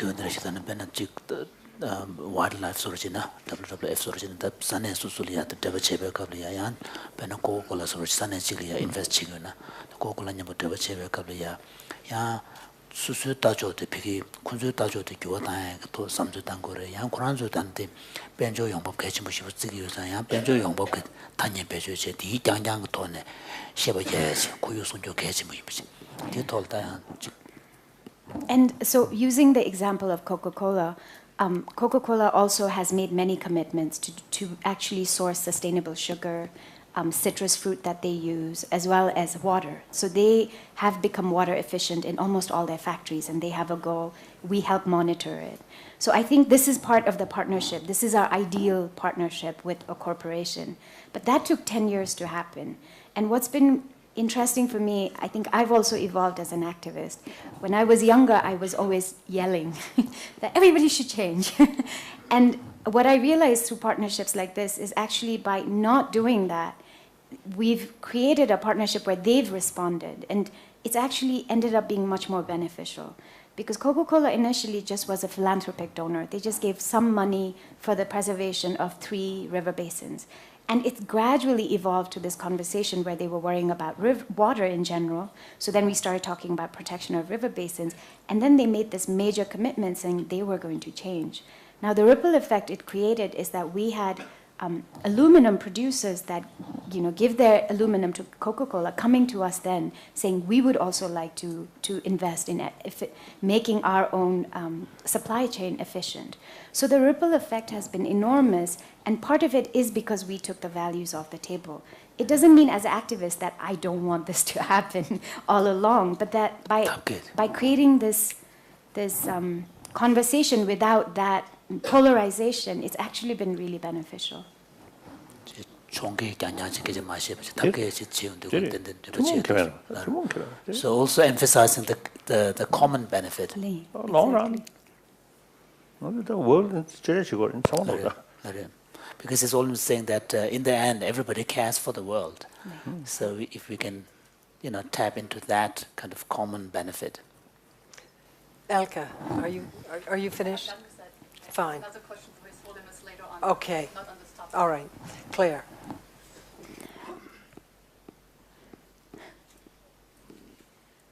Yes, I was wondering if you could tell us something about the role of women in the activism projects you've been engaged in. Do women participate more or less or equally? Do they have different roles to men? Are there any sort of patterns you can pick out, or does it vary from place to place? And do you find that there are issues where women feel oppressed by men in some of these kinds of campaigns you're doing? Wow. That is a fantastic question. In the field, I'm often the minority. It's not rare that I'll come to a room and I'm the only female. I think there are 2 components to your question. One is what actually happens in communities or where we work in offices and so on, and the other is the conservation community. So I'll talk about the first. What we know is when we work in the field that most of the resource managers are actually women. If you think about who goes out from the community to gather fuel wood or water, who actually is in the agricultural fields on a daily basis, most of that labor is performed by women. And women, maybe because of this or maybe inherently, I leave that to all of you to decide, seem to understand the connection with nature almost instantly. There isn't this separation that exists because they are dealing with it, in terms of their daily lives. We also find that when we actually use health issues, so for example, fuel wood coupled with biogas. So the argument that fuel wood is very bad for your health. It's bad because if you inhale the smoke, you're actually creating respiratory diseases. Your children suffer. Therefore, you should switch to biogas, which is of course much cleaner, which reduces the use of fuel wood. This type of argument instantly makes sense to women, and I think they have this ability to have this perspective, which is holistic in a way.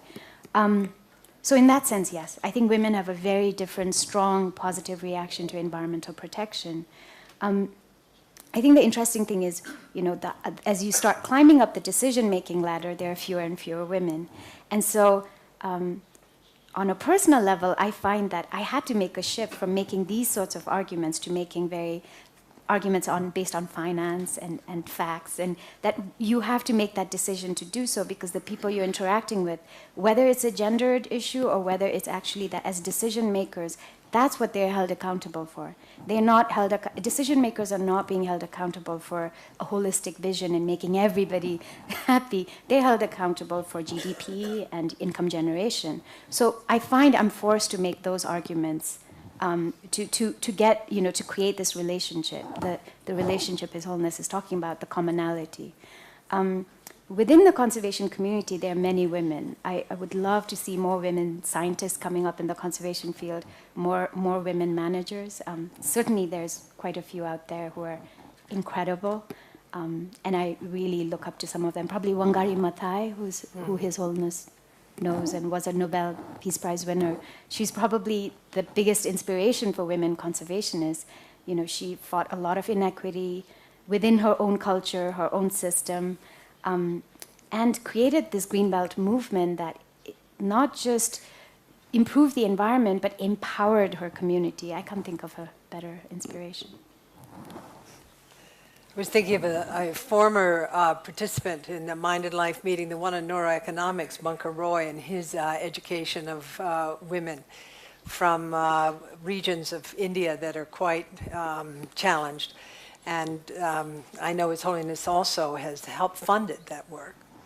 So, yes, Jonathan.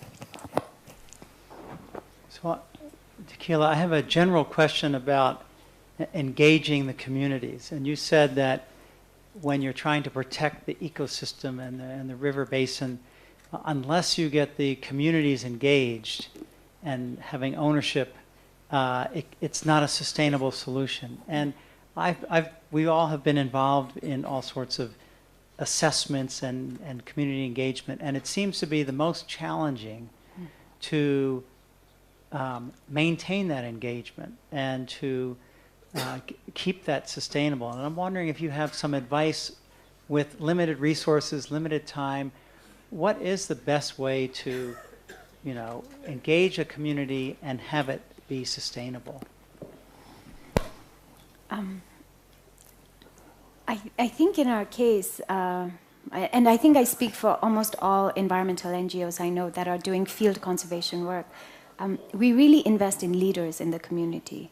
So almost every place I've been sent to design a project, probably one of the first things I'm doing instinctively, I mean, we do it via method as well, is picking out who I think are going to be the leaders, who are actually really emotionally invested already, who have a personal connection, and who feel that courage, that His Holiness was referring to take it on. And that's where most of our energy goes, because as an NGO, we have been in places for decades. Some places we've been in for 5 decades, but we're still short term. And we're still there in the short term, and it's the community leaders that will take on the work. Another, which Roshi mentioned, is that I've begun working with religious leaders. This was partly an understanding that emerged after 10 years, and advised by His Holiness as well, that, it's the religious community that's the spiritual backbone they are the spiritual backbone of the society. So if they're buying this and taking it on, then they're actually going to propagate something that becomes locally owned. That's not even something that's coming from outside, from an external point of view. And I think that's really important. I don't know if that helps. Yeah. John. That sounds like, I think a lot of that is coming from actual very concrete experience. And I know one of the important issues here is one sort of thinks globally but acts locally, as they say it, that the relationship between the local and the global is important. And in that spirit, I wonder if you could share some concrete experiences you've had with conservation and environmental issues in the Himalayan region. I'm especially interested, I've heard a little bit about some of the activity in the monasteries.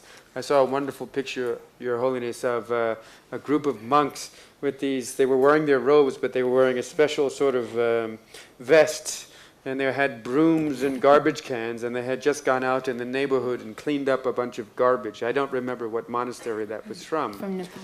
But in Nepal, I think, yes. So I'm just curious whether you could share even some very concrete types of activities that are happening in the monasteries and elsewhere in the Himalayan region. The work that you're referring to is actually by Rangjung Koryuk Sungkyop Tsokwa, which is headed by His Holiness the Karmapa. There are 45 monasteries and nunneries that are doing environmental projects of all kinds, depending on the monastery's own area. So we went through now, I think this is the 3rd year, we went through several training conferences where first we had to explain, carbon cycle and all of those things. And we're at the point where each monastery has picked a set of goals that they want to work on. The interesting thing is some monasteries that are clustered near each other, like in Bodha in Nepal, decided that instead of doing it individually, they would do it as a team. So what they did was they decided to wear that apron you're talking about and go out into Bodha and clean Bodha. Now, some of these are very senior gelongs and geshes and kempos that decided to do this, that they were so tired of seeing Bodha being very dirty. And it created a lot of consternation in the community because these are all the monks that we go and give kadas to that are suddenly themselves cleaning the area. And I was wondering, I'm living in Bodha right now, I was wondering why it was so clean. So this is a combination of 12 monasteries and nunneries in the area. And initially the community actually tried to stop them. People were coming out and saying, please don't do this, please don't do this. And especially my understanding is the monks from Tanggu Monastery were very adamant that they were going to do it. And some community members started joining. So they do it every second Saturday of the month. And then about now, I think 5 months ago, maybe 6, one community member came forward and said that she had gathered donations from all the community members. So now they have actually invested in a jamdar, in a cleaner, in an actual cleaner. So the monks don't do it, and they're paying somebody else to clean the area around Bodha. So this is just one example of how much there is collective action, what an impact it can have, and how much of a difference the monasteries and nunneries can make. Just the example, the message that monasteries and nunneries can provide. And what happened when the Karmapa addressed the issue of vegetarianism in Bodh Gaya? I mean, just it's the upriver, the trickle-down effect. Well, I know he talked about it yesterday. I think he offered it as an option, actually. He said you could, if you want to give up meat entirely. And everybody raised their hands. And so I think many thousands of people became vegetarian, including myself, without completely thinking through it. It was a very instinctive reaction. But the other thing he did, which, again, from an environmental perspective was incredible, was he said that that year we were doing prayers for the long life of His Holiness, the Dalai Lama. So he said, if you actually want to invest in this, you really want to think about increasing the longevity of His Holiness, the Dalai Lama, then you should plant a tree. And he said, if you protect this tree, then you're actually making a wish that benefits so many people that it multiplies this well-being prayer that you're making. So what was very funny to see is that, I don't know if I'm allowed to talk about this, the monasteries and nunneries can get competitive. So all of a sudden we had one monastery saying, I will plant 1,000. Then the other monastery was, I'll plant 2,000. So my understanding is all the way into Tibet right now that there is a lot of plantation happening because of this request he made for the longevity of His Holiness the Dalai Lama. So I think that was... This is His Holiness is saying that this is a positive form of competition, where the motivation is not so much to... but the motivation is to ensure that you are not left behind. So that's good. In education field, especially to those, I think, including Buddhism, when they study, they say, always say, oh, I must top. Reach the top, yeah. Not sort of create some obstacle to other. That negative competitiveness, competition. Yes. So there also is two kinds. So this seems good one. But on the other hand, if the consideration as a Buddhist, if the consideration is soiled by mundane thoughts like reputations and so on, then from the Buddhist point of view, strictly speaking, it's the activity itself gets soiled. Thank you. Sally.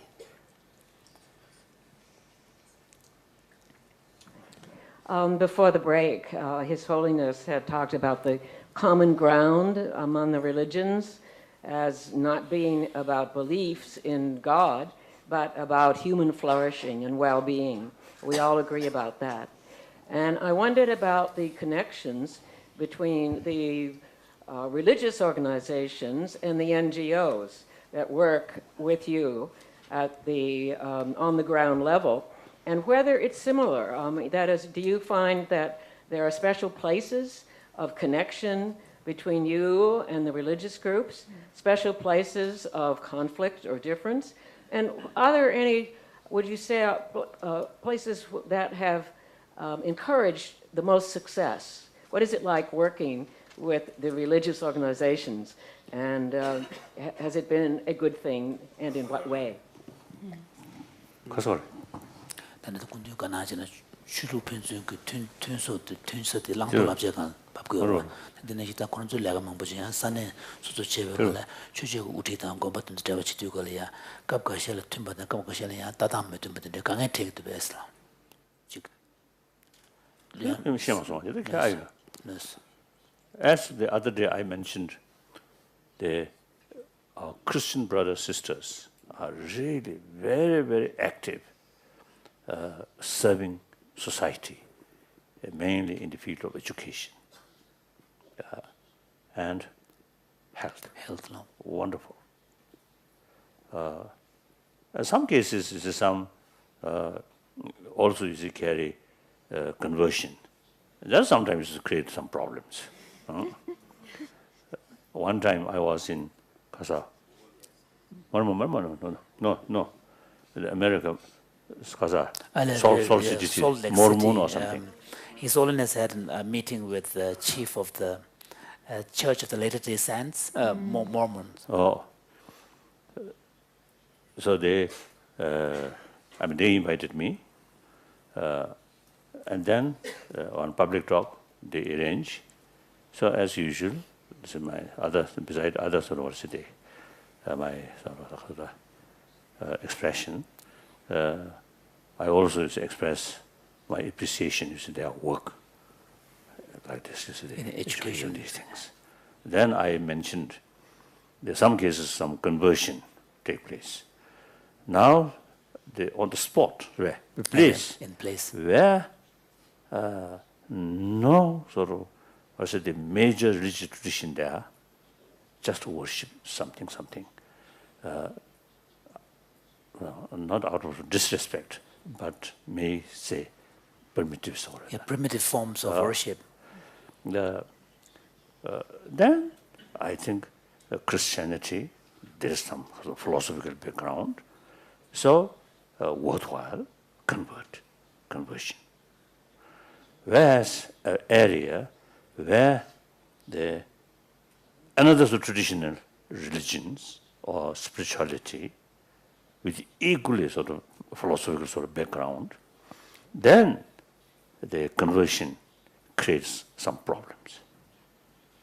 Like it's Mongolia, Buddhist country, I think 90% 패전 나오면도 소고 다들 신여로 90% 면도 I think more than 90%. Of course, there are some Kazakhs, some Muslims traditionally also there, but otherwise the Buddhist community.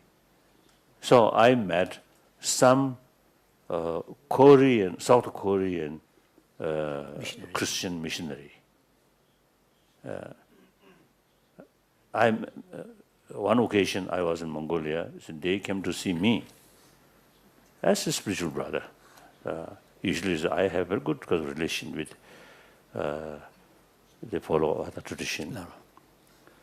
So some Christian minister described me as a good Christian. So I really respect, admire their sort of tradition and their work. So they came, and then I told them the conversion. In this country, majority are Buddhist. The traditional religion is Buddhism. So better to keep their own tradition rather than the new religion. Conversion. It creates some problems. I mentioned face to face. I myself, when I give some lecture on Buddhism in non-traditionally non-Buddhist countries, I always make clear, it is better to keep your own tradition. I have plenty of sort of the examples. Examples. One example, I think waste of time. but it is people is quite serious, and also we last few days we become very close friend. So, 1959, when we large number of Tibetans become refugee, come to here, one Tibetan lay official, his posting is very near border. Near border of Tibet. So he can easily brought his own family, whole family. So his wife and I think 2 children, 2 or 3 children, and then eventually her husband, the lay official, passed away, and remained that mother and few Small children. Young children. Very difficult. At that time, our livelihood, road worker, in Sikkim also, and also Himachal, and Jammu and this area. So very difficult situation. At that time, many people died. So then some time back, I think in 60 or 61, one day that mother came to see me, and then told me whole her sort of difficulties and stories. Then she told me at that time the Christian sort of missionaries, some sort of actually at that time the Catholic Relief Service is the main organization is feeding us. Wonderful. So then particularly that case, that family, the mother, also received a lot of help. Then also education for her children. So then she told me, for this life, now she become Christian, next life she will be Buddhist. So what is that? It's the clear sign of confusion, isn't it?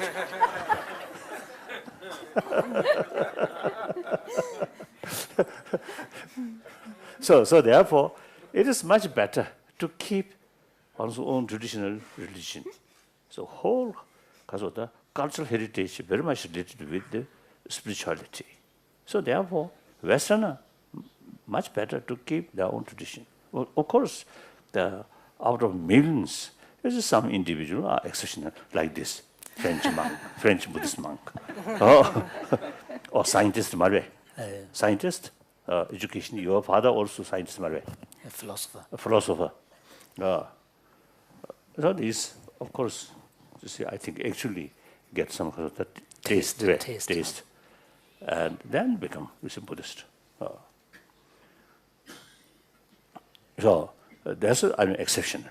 Otherwise, it's better to keep their own tradition. That's my view. So I usually should do that. So there's no sort of point to make hypocrisy. I myself used to stand that, publicly made clear. So I told that a few missionaries there in Mongolia, when you become Christian, you get $15. So some of Mongolian, quite clever, each year become conversion. So each year you see $15 to get. So nonsense. Not good, isn't it? Otherwise, I think our Christian brothers and sisters really made immense service. So we Buddhists, and I think Indian Hindus, the Ramakrishnan mission. You see, now I think they when started that. I think in perhaps 50s, 40s, 50s. Early in Calcutta in 1900. So it's some Christian, some Hindu organization. They really, you see, involve education. Wonderful. So now so far Buddhist. Now in India, our monasteries, refugee Tibetan monasteries, they also, you see, create some education. near the monastery. No. And then also, now inside Tibet, also now more and more monastery, when they get sort of permission from the local authority, they also create a facility for education and also health. So,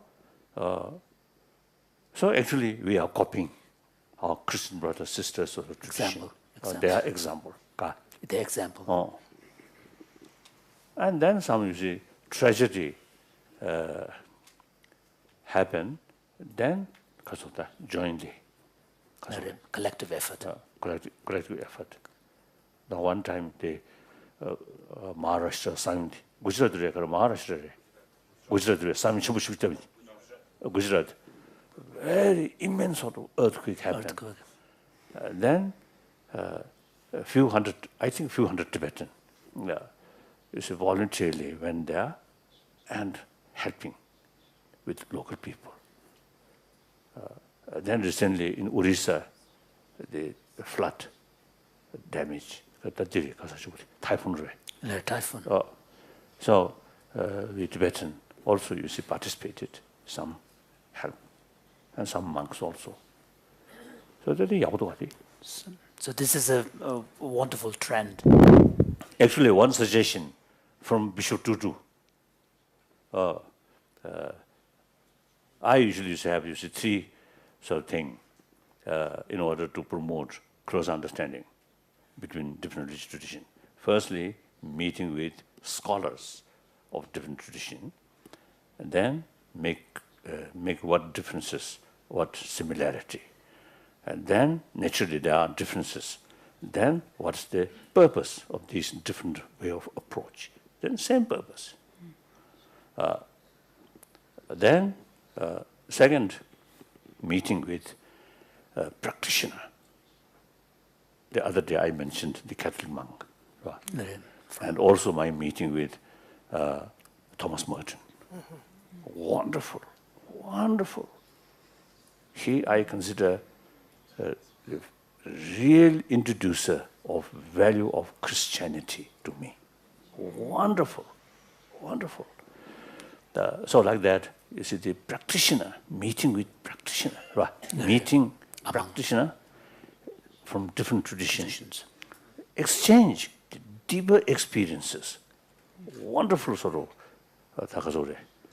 very helpful, immense helpful to understand the other's value, other traditions' value.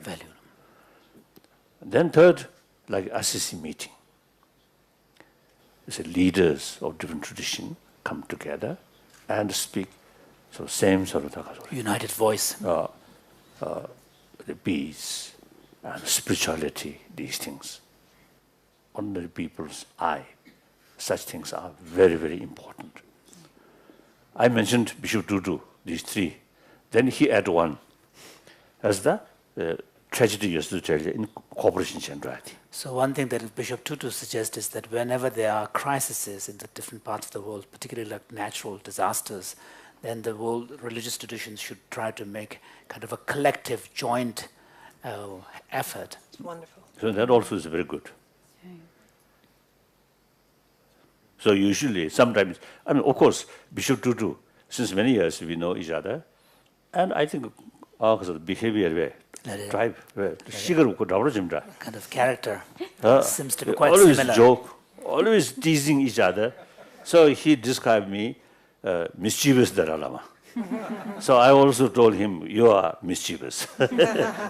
Then one day, quite nice, he mentioned, he praised me a lot. Then at the end, he mentioned, unfortunately, this person is not Christian.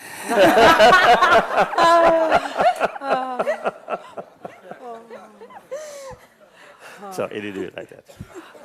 Thank you, Your Holiness. So there are a lot of things to learn each other. Learn from each other. Yes. And some my Christian friend, you see, they because of the practice some of the Buddhist technique about a single-pointed mind, and also the certain Buddhist method to promote to increase altruism, compassion or forgiveness, these things, like that. So it is very good. Very good. Thank you so much. And His Holiness has done such an extraordinary job for decades in fostering dialogue among diverse stakeholders. And this is an example, exactly, of that kind of process where we started out quite, different from each other 25 years ago, and now we all seem to be, in a very different state of mind and heart. Greg, I would love for you to take the floor right now. But also there was a question for Dekila about the role of the religious with the active. Maybe we should just cover that very quickly. Yeah, if you would do that, Dekila. And then we haven't heard from Greg this morning. I think it's important to. I think many NGOs are working with the faith community in a local sense. If they have a project and there is a faith leader usually the faith leader is involved. WWF actually created a sister organization called the Alliance of Religion and Conservation many years ago.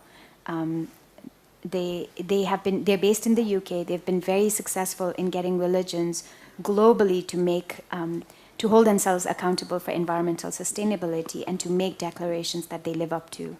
One of the things that I know that is going to happen in November of this year is that there is going to be a declaration of a green Hajj, so that all the religious leaders in Mecca and Medina are actually making a commitment to turn this pilgrimage green. Wow. And maybe that will provide us inspiration for all Buddhist communities to do something similar in Bodh Gaya or something like that. But I think the incredible power of religion, more than 80% of the world actually identifies with the religious faith. And from a purely self-serving perspective, it makes no sense that we ignore this.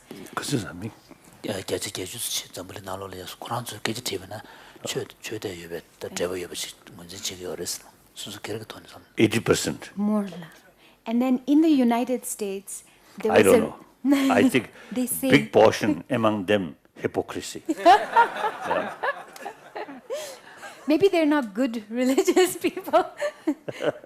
And in the United States, there was a very recent Pew study that said over 9 out of 10 Americans say they believe in God. So this is, and if you break it down, which I know Elka will immediately think of, in terms of where they live or conservatism, that also makes a big difference. We see that there is a greater faith in the South, especially. I think. Yeah. Look, the Libya problem. Now both sides always say Allah, Allah, Allah. Actually, Allah, which side? Nobody knows. Looks, you see, both following Allah, but killing each other. What sense? And Northern Ireland, Catholics, Protestant, hate each other. Both follow of Jesus Christ. What meaning? And we Buddhists also sometimes, and within Tibetan Buddhism, Buddhists also uses in the past sometimes quarrel, even killing. Chama, chama. Yes, that's so-called the religious wars, So these are actually, in reality, not sincere, not serious sort of practitioner. Not serious sort of followers of one's own tradition, like that. So I'm very, very skeptical when you say 80%.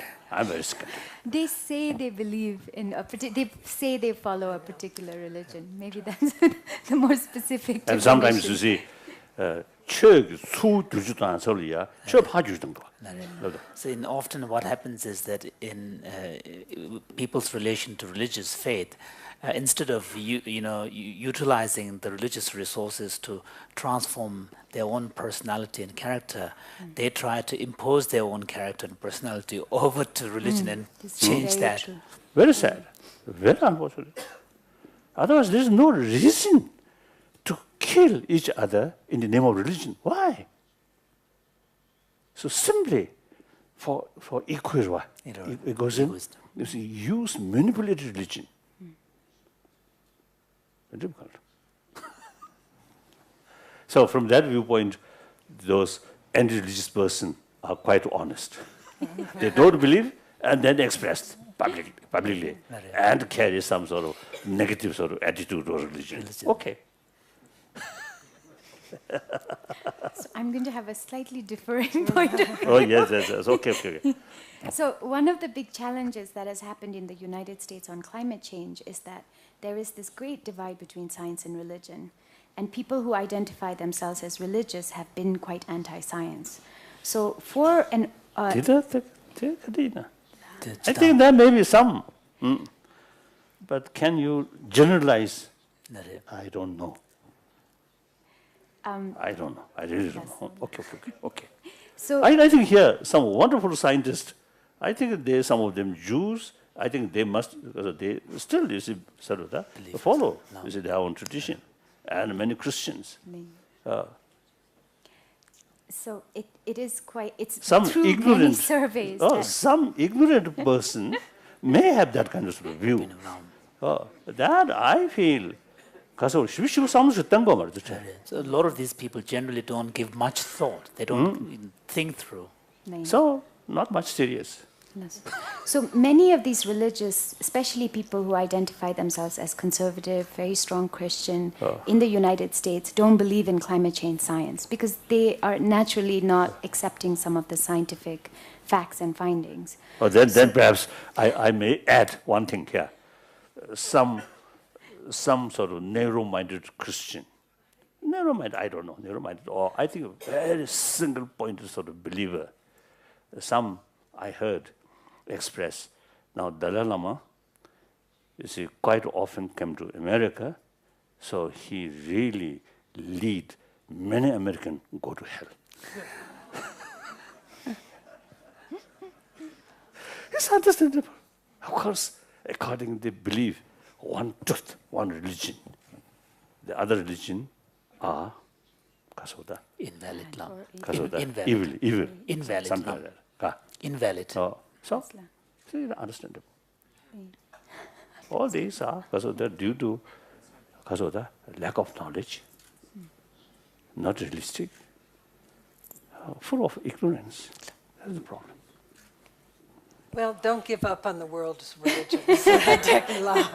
What I was going to say determined. was, I think the science and the religious community, no matter how uninterested they are in science, have a lot of common ground. So for us, the challenge is finding the common ground. And one thing I've discovered, actually, is that I have many scientist friends who don't understand why we should work with religions. And I don't discover this as much from the religious community, actually, this objection, as I do from the science community. And so the challenge I have is to break down to find a bridge between these two different communities that don't always agree with each other. And with the religious community, of course, I can talk about the sanctity of life. Every religion does have that in common, even though they might go to war over God.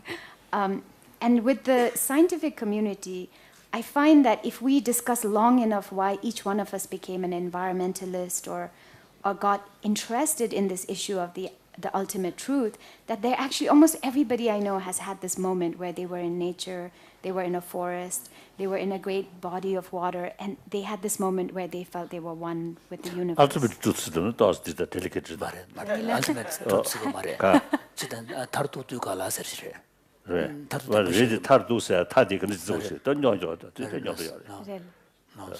I'm only touching and running away from the topic. The Moransunda Jena Kandaji Sane Satolia, the Church Lamadan to Zutone, Sumboina, Jizo Corona, Shukish take over. The Deans are Koyu Sunjuchin to the Devache, which came Rishas. The Ceribang among Puchi to Chulu Lama the Devakarchi usage. Ceribang when a patata had des Shemba to Yungutus, the Ineticochi Sanesu Church Lametone, the Sum Tubena, and then you can take over us. And to the Ake Shebakalia, Chug Tatan and Debeton, Shekunin Chagar was long. And I think that just those two understandings of each different group can actually be enough to build this bridge, enough to unite us, because we do have a common cause, which is to save all life on Earth. 준주고 쓰기죠. Yes. 더 심지어 탐지고 야와이 좀 누구 말이지. Yes. Yes. So in this respect, of course, His Holiness is pointing out that Shantideva has a line which says that 야와이 좀 가서 가.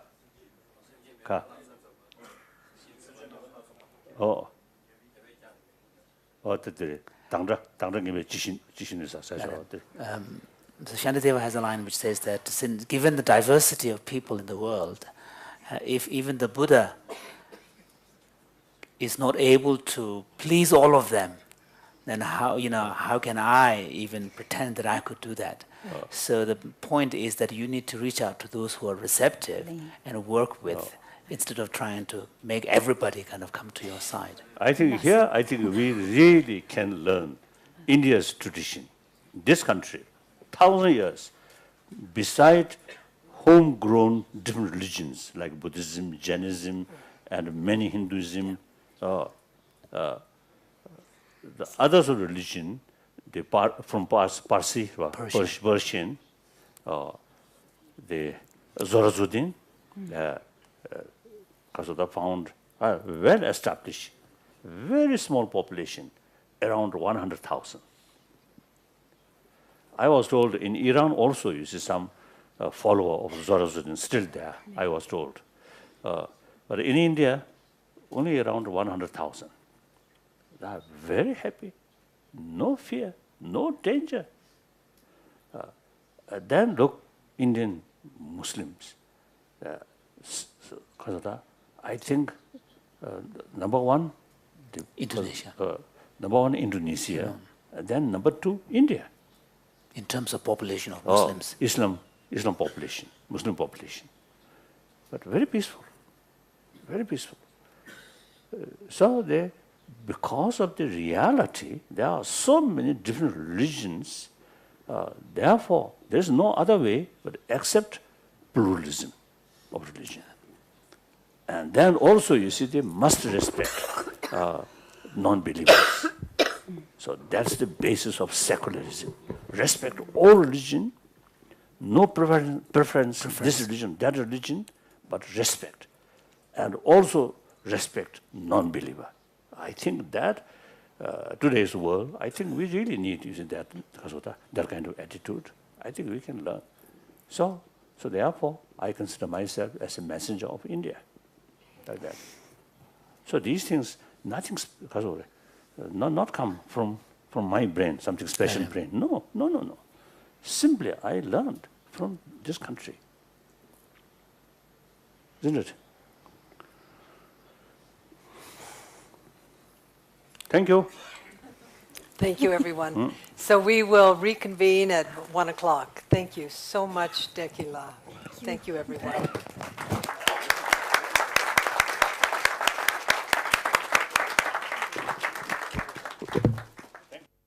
Market or private sector transformation, where the activists are working within a system. And then there is government lobbying and policy change, which are developing alternatives to governance systems. So these are three general types of activism. WWF, the organization I will be talking about today, is often criticized for working with corporations. But in reality, we actually use all three types of activism in almost every occasion. What I am showing you right now is a map of 200 global ecoregions or ecological regions that represent the world's most important biodiversity. This is the most unique biodiversity. Just as a quick explanation, it's quite logical. The green is where the tropical forests are. The yellow and the brown, it shows how arid the ecosystem is. So earlier in the week, Diana actually talked about the fact that we've exceeded the boundary for biodiversity and the extinction for species. What WWF does is works to preserve the biodiversity in these areas, the habitats, the plants and animals. And then we, as much as possible, try to integrate sustainability into the use of natural resources. We face many obstacles in our attempt to do this. Elke mentioned several of these yesterday. So apathy is a very common one, what sometimes we call fatalism, where even though people know the environmental problem, they actually don't care enough to do anything about it. Inadequate or alternately overwhelming amount of information. What we've seen over and over again is that if there isn't enough information or if there is too much information, it has the same result. People become frozen, they become immobile. They don't want to make a decision. Disinformation, where somebody is actively spreading the wrong type of information. Elke mentioned the tragedy of the commons, where everybody thinks the problem is somebody else's problem. The lack of alternative solutions, maybe we as a scientific, technological community haven't come up with solutions. And finally, when the costs actually outweigh the benefits. There are certain tactics that the environmental community uses all over the world to engage the public and to address these obstacles. So one example I would like to use is that of tigers. There are less than 3,200 tigers left in the wild right now today. So instead of focusing on that, the fact... No. In Dongbei area, in China, northeast China, many tigers, including that. South China. So the whole global population. Yes, it includes that. Yes. But in the Dongbei region, there are also programs to breed tigers.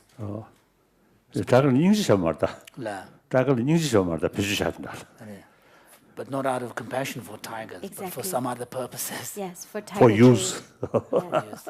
One bowl of tiger soup can cost $500. Yes. Yeah. So the threat is incredibly high for tigers. Now, when we talk about population, the wild all species, subspecies of tigers together. So when we talk about species extinction and the fact that the decline has been 30% in the last 4 decades, usually people just shut off. They don't want to hear the bad news. So instead, what we have done is create a very compelling positive vision. And the vision that the conservation community created was that we declared 2010 as the year of the tiger. And we held a very large tiger summit in Russia. We invited the heads of state of all the tiger countries. There are 12 of them. And these heads of states came together and made a commitment that in the next 12 years, so in 2022, we will have double the number of tigers. So we use these skills, having a positive vision, speaking to all types of power, personalizing the issue, to get people to care about things like this. However, one thing we know is that species conservation is not enough. If we don't engage the communities, and if the local communities don't benefit from this work, then we actually don't have lasting success. In the last 10 to 15 years, there's been actually a great evolution that's happened inside the environmental community. And there's been a realization that the means that we used in the past to awaken the collective consciousness to get our goal, to sign a petition or something like that, is actually also the end. And this has been an awakening for the conservation community. So what I am showing you right now is a poster that represents integrated river basin management. This actually is of Koshi River in Nepal. And what you see here is that every type of community is represented. And the species are represented, industry is represented, private sector is represented. This type of whole of basin management means that we're able to have every decision maker involved, every person that actually impacts the environment involved. And it's a really new way of doing conservation for us. So I showed you the Global 200, and now I would like to show you where WWF US works. Unfortunately, for the environmental NGOs, our resources are limited. So we pick what we think are the most important places to work in. And I would like to direct your attention to the mainland Asia area, where you can see the Eastern Himalayas, the Mekong, and the Yangtze. And what I would like to point out is that they are all connected to the Tibetan Plateau.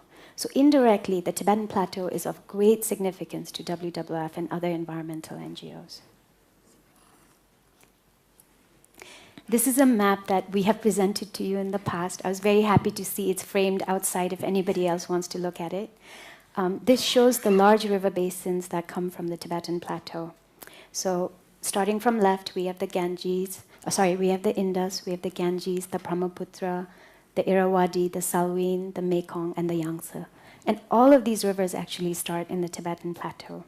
We heard earlier that climate change is a big threat for these rivers, but another enormous threat is that of major large-scale hydropower. Yes. So I will be explaining more about hydropower in the context of the Mekong. But interestingly, in the last few months, the whole world has been looking at this region because the good news that's been coming on freshwater has come from this region. So interestingly, the Chinese government made a soft announcement recently saying that they will not divert the water from the Brahmaputra, which India was very relieved to know.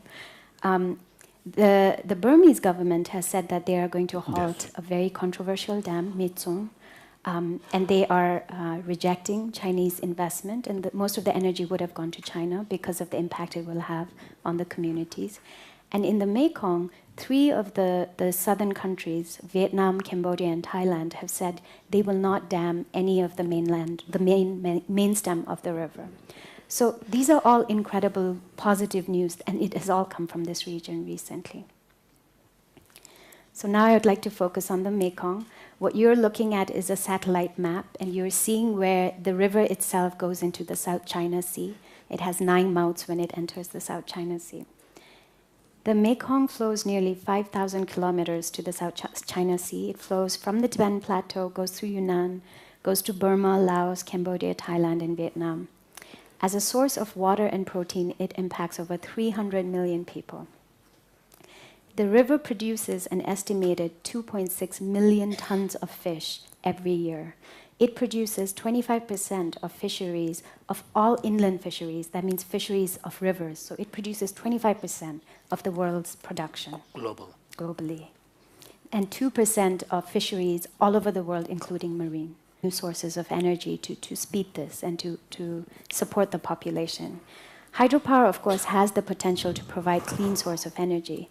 And this brings me to a point that Jonathan had mentioned earlier, which is we must always have a holistic vision, because while climate change means that hydropower could be a good source of energy compared to coal, in the case of the Mekong, it's actually got a devastating result. So let me explain further what I mean by that. So this is actually, you're looking at the entire river, and what you see are the dams that have been planned up till now on the main stem. So when I talked about how the fish, there are 150 migratory species. So there are many species that actually go all the way up, they spawn upriver, and then they come down when they are adult. Any one of these dams would block this fish from migrating, which means they would never grow to adulthood, which means the species would go extinct. So that is one major impact.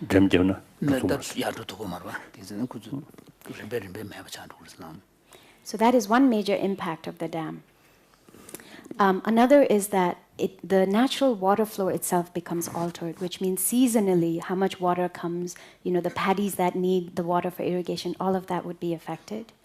Sediment would be blocked. Now this is incredibly important because the sediment is what makes the delta very rich. And it's the sediment that actually provides the soil for there to be food for the entire region. And finally, bringing up the last issue, which was climate change, the delta itself is one of the 3 most vulnerable deltas to climate change in the world.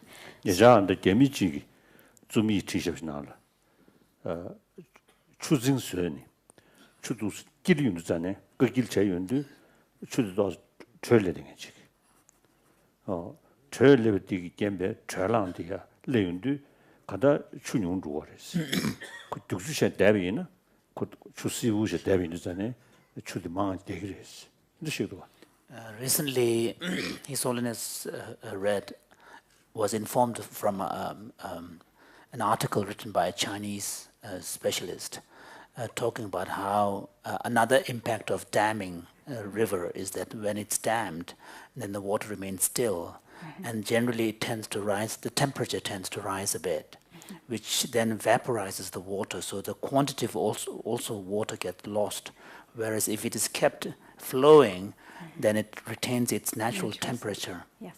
Is that the case? That is accurate, but in the case of the Mekong, because there is so much water, there isn't an obvious impact in that way. So going back to the climate change threat, because of sea level rise, what is happening is the coastline is being eaten away by the sea. So if sediment is blocked, that means the coast is actually suffering in both ways. It's not getting sediment from the river, and it's also losing land to the sea. So at least 10 to 17 million people would be affected by this threat. So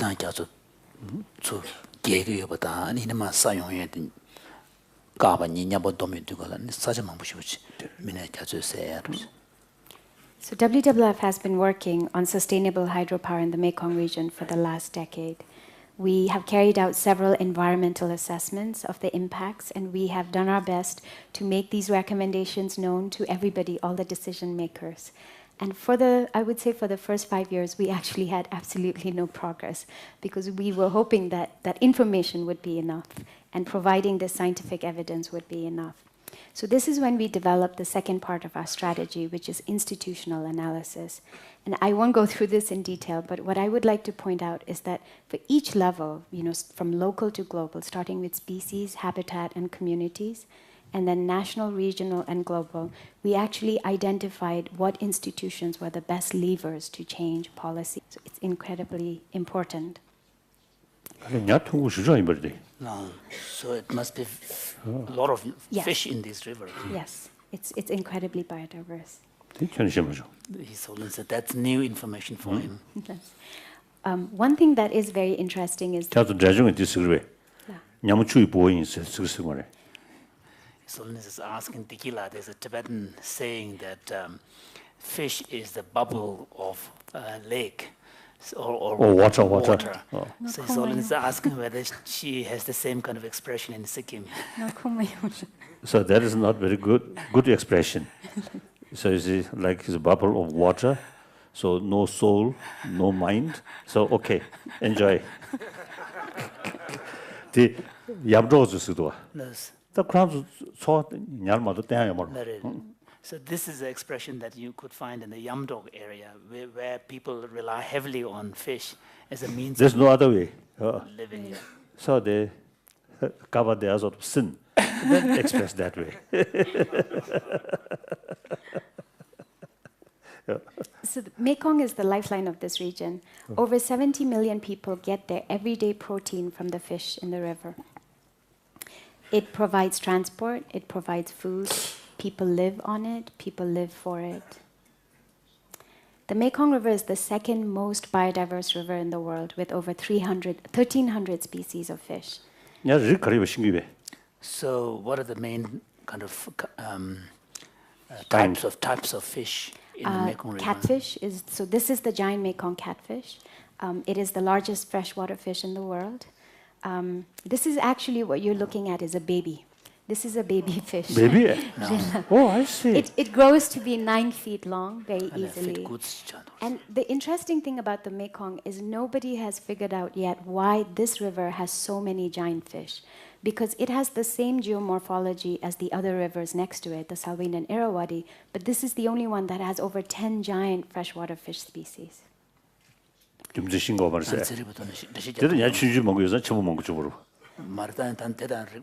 건조 떨어져 라래 그러고 건조. 대단 찍고 지장기다 죽주 신단나를 된대글 야침별이도 요마레스. 메공을 믹스에 가리나디 세리도 되게 요마레스.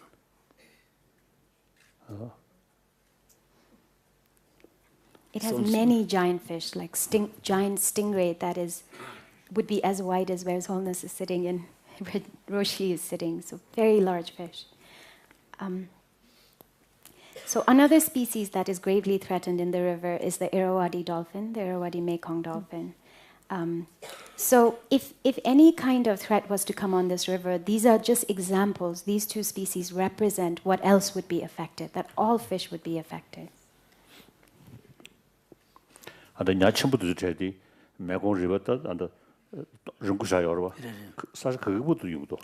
So these large fish, like the catfish here, so in the Mekong River, how far do they? I mean, up to what point can you find them? It has been shrinking. In the past, we were told that villagers tell us that you could find it all the way to southern Yunnan, where the morphology changes. That's lowland. Already lowland. Yunnan, But recently, and hot. Warm. But recently, the stretch has been shrinking and getting smaller and smaller. And what we find, especially the Mekong giant catfish, we're only finding it between Thailand and the southern part of Laos right now. Okay. So the largest threat facing the Mekong at this time is the possibility of large-scale hydropower on the main stem. The Greater Mekong region, it's a fast-growing region in terms of population and economy, and there is definitely a need for new... Good morning, Your Holiness and friends. We've moved through science, ethics, decision-making, and motivation, and now we're into an exploration of action. What does it mean to actually engage in work to transform the conditions on this planet? So our friend Dekila is going to talk about the skillful means of activism and how activists apply ethics, science, direct knowledge of ecoregions, and work both from the bottom up and from the top down. And she's going to be using, as an example of activism, her work at the World Wildlife Fund, and specifically her work in the Mekong. Born in Sikkim, a person of the 21st century, thank you very much, Dekila has described herself as a problem solver. She did 5 years of conservation work in the Himalayas, designing community-based projects for issues such as forest encroachment, poaching, and human-wildlife conflict. From there, she moved to the Mekong region to work on climate change adaptation strategies and policy changes towards sustainable hydropower. She has recently launched a new program at the World Wildlife Fund to work with religions on preserving biodiversity, habitats, and ecosystem services that we all need for survival. So, Dekila, thank you. Thank you. Your Holiness, I feel so humbled and privileged to be here to present this to you today. This is the work of hundreds of environmental activists in the Mekong region and around the world, and many of whom are watching right now. I request your permission to share some of our experiences and what we've learned with you. The overview of my presentation today, I have three. Zachu.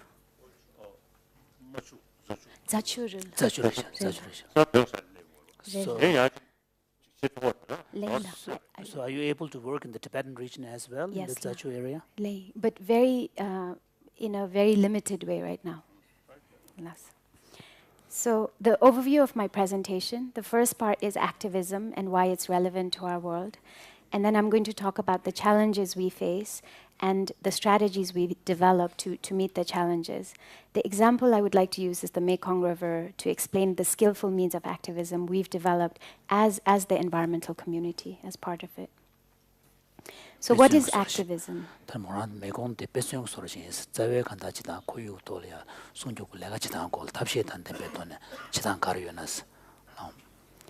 Activism refers to an intentional act made to create positive change in our societies. Successful activism is when the positive change that is created becomes a social norm, something that we take for granted. For example, it's laws against child labor that all of us know about, or the protection of wildlife reserves, and the laws against casteism in India as well.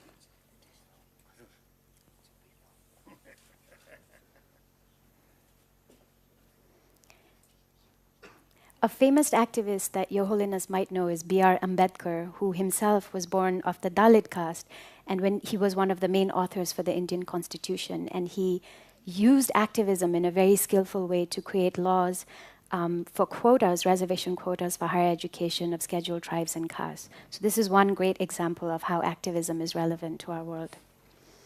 Generally speaking, there are three kinds of activism. There is the grassroots or community activism. Usually it's somebody that is outside of the power structure. There is market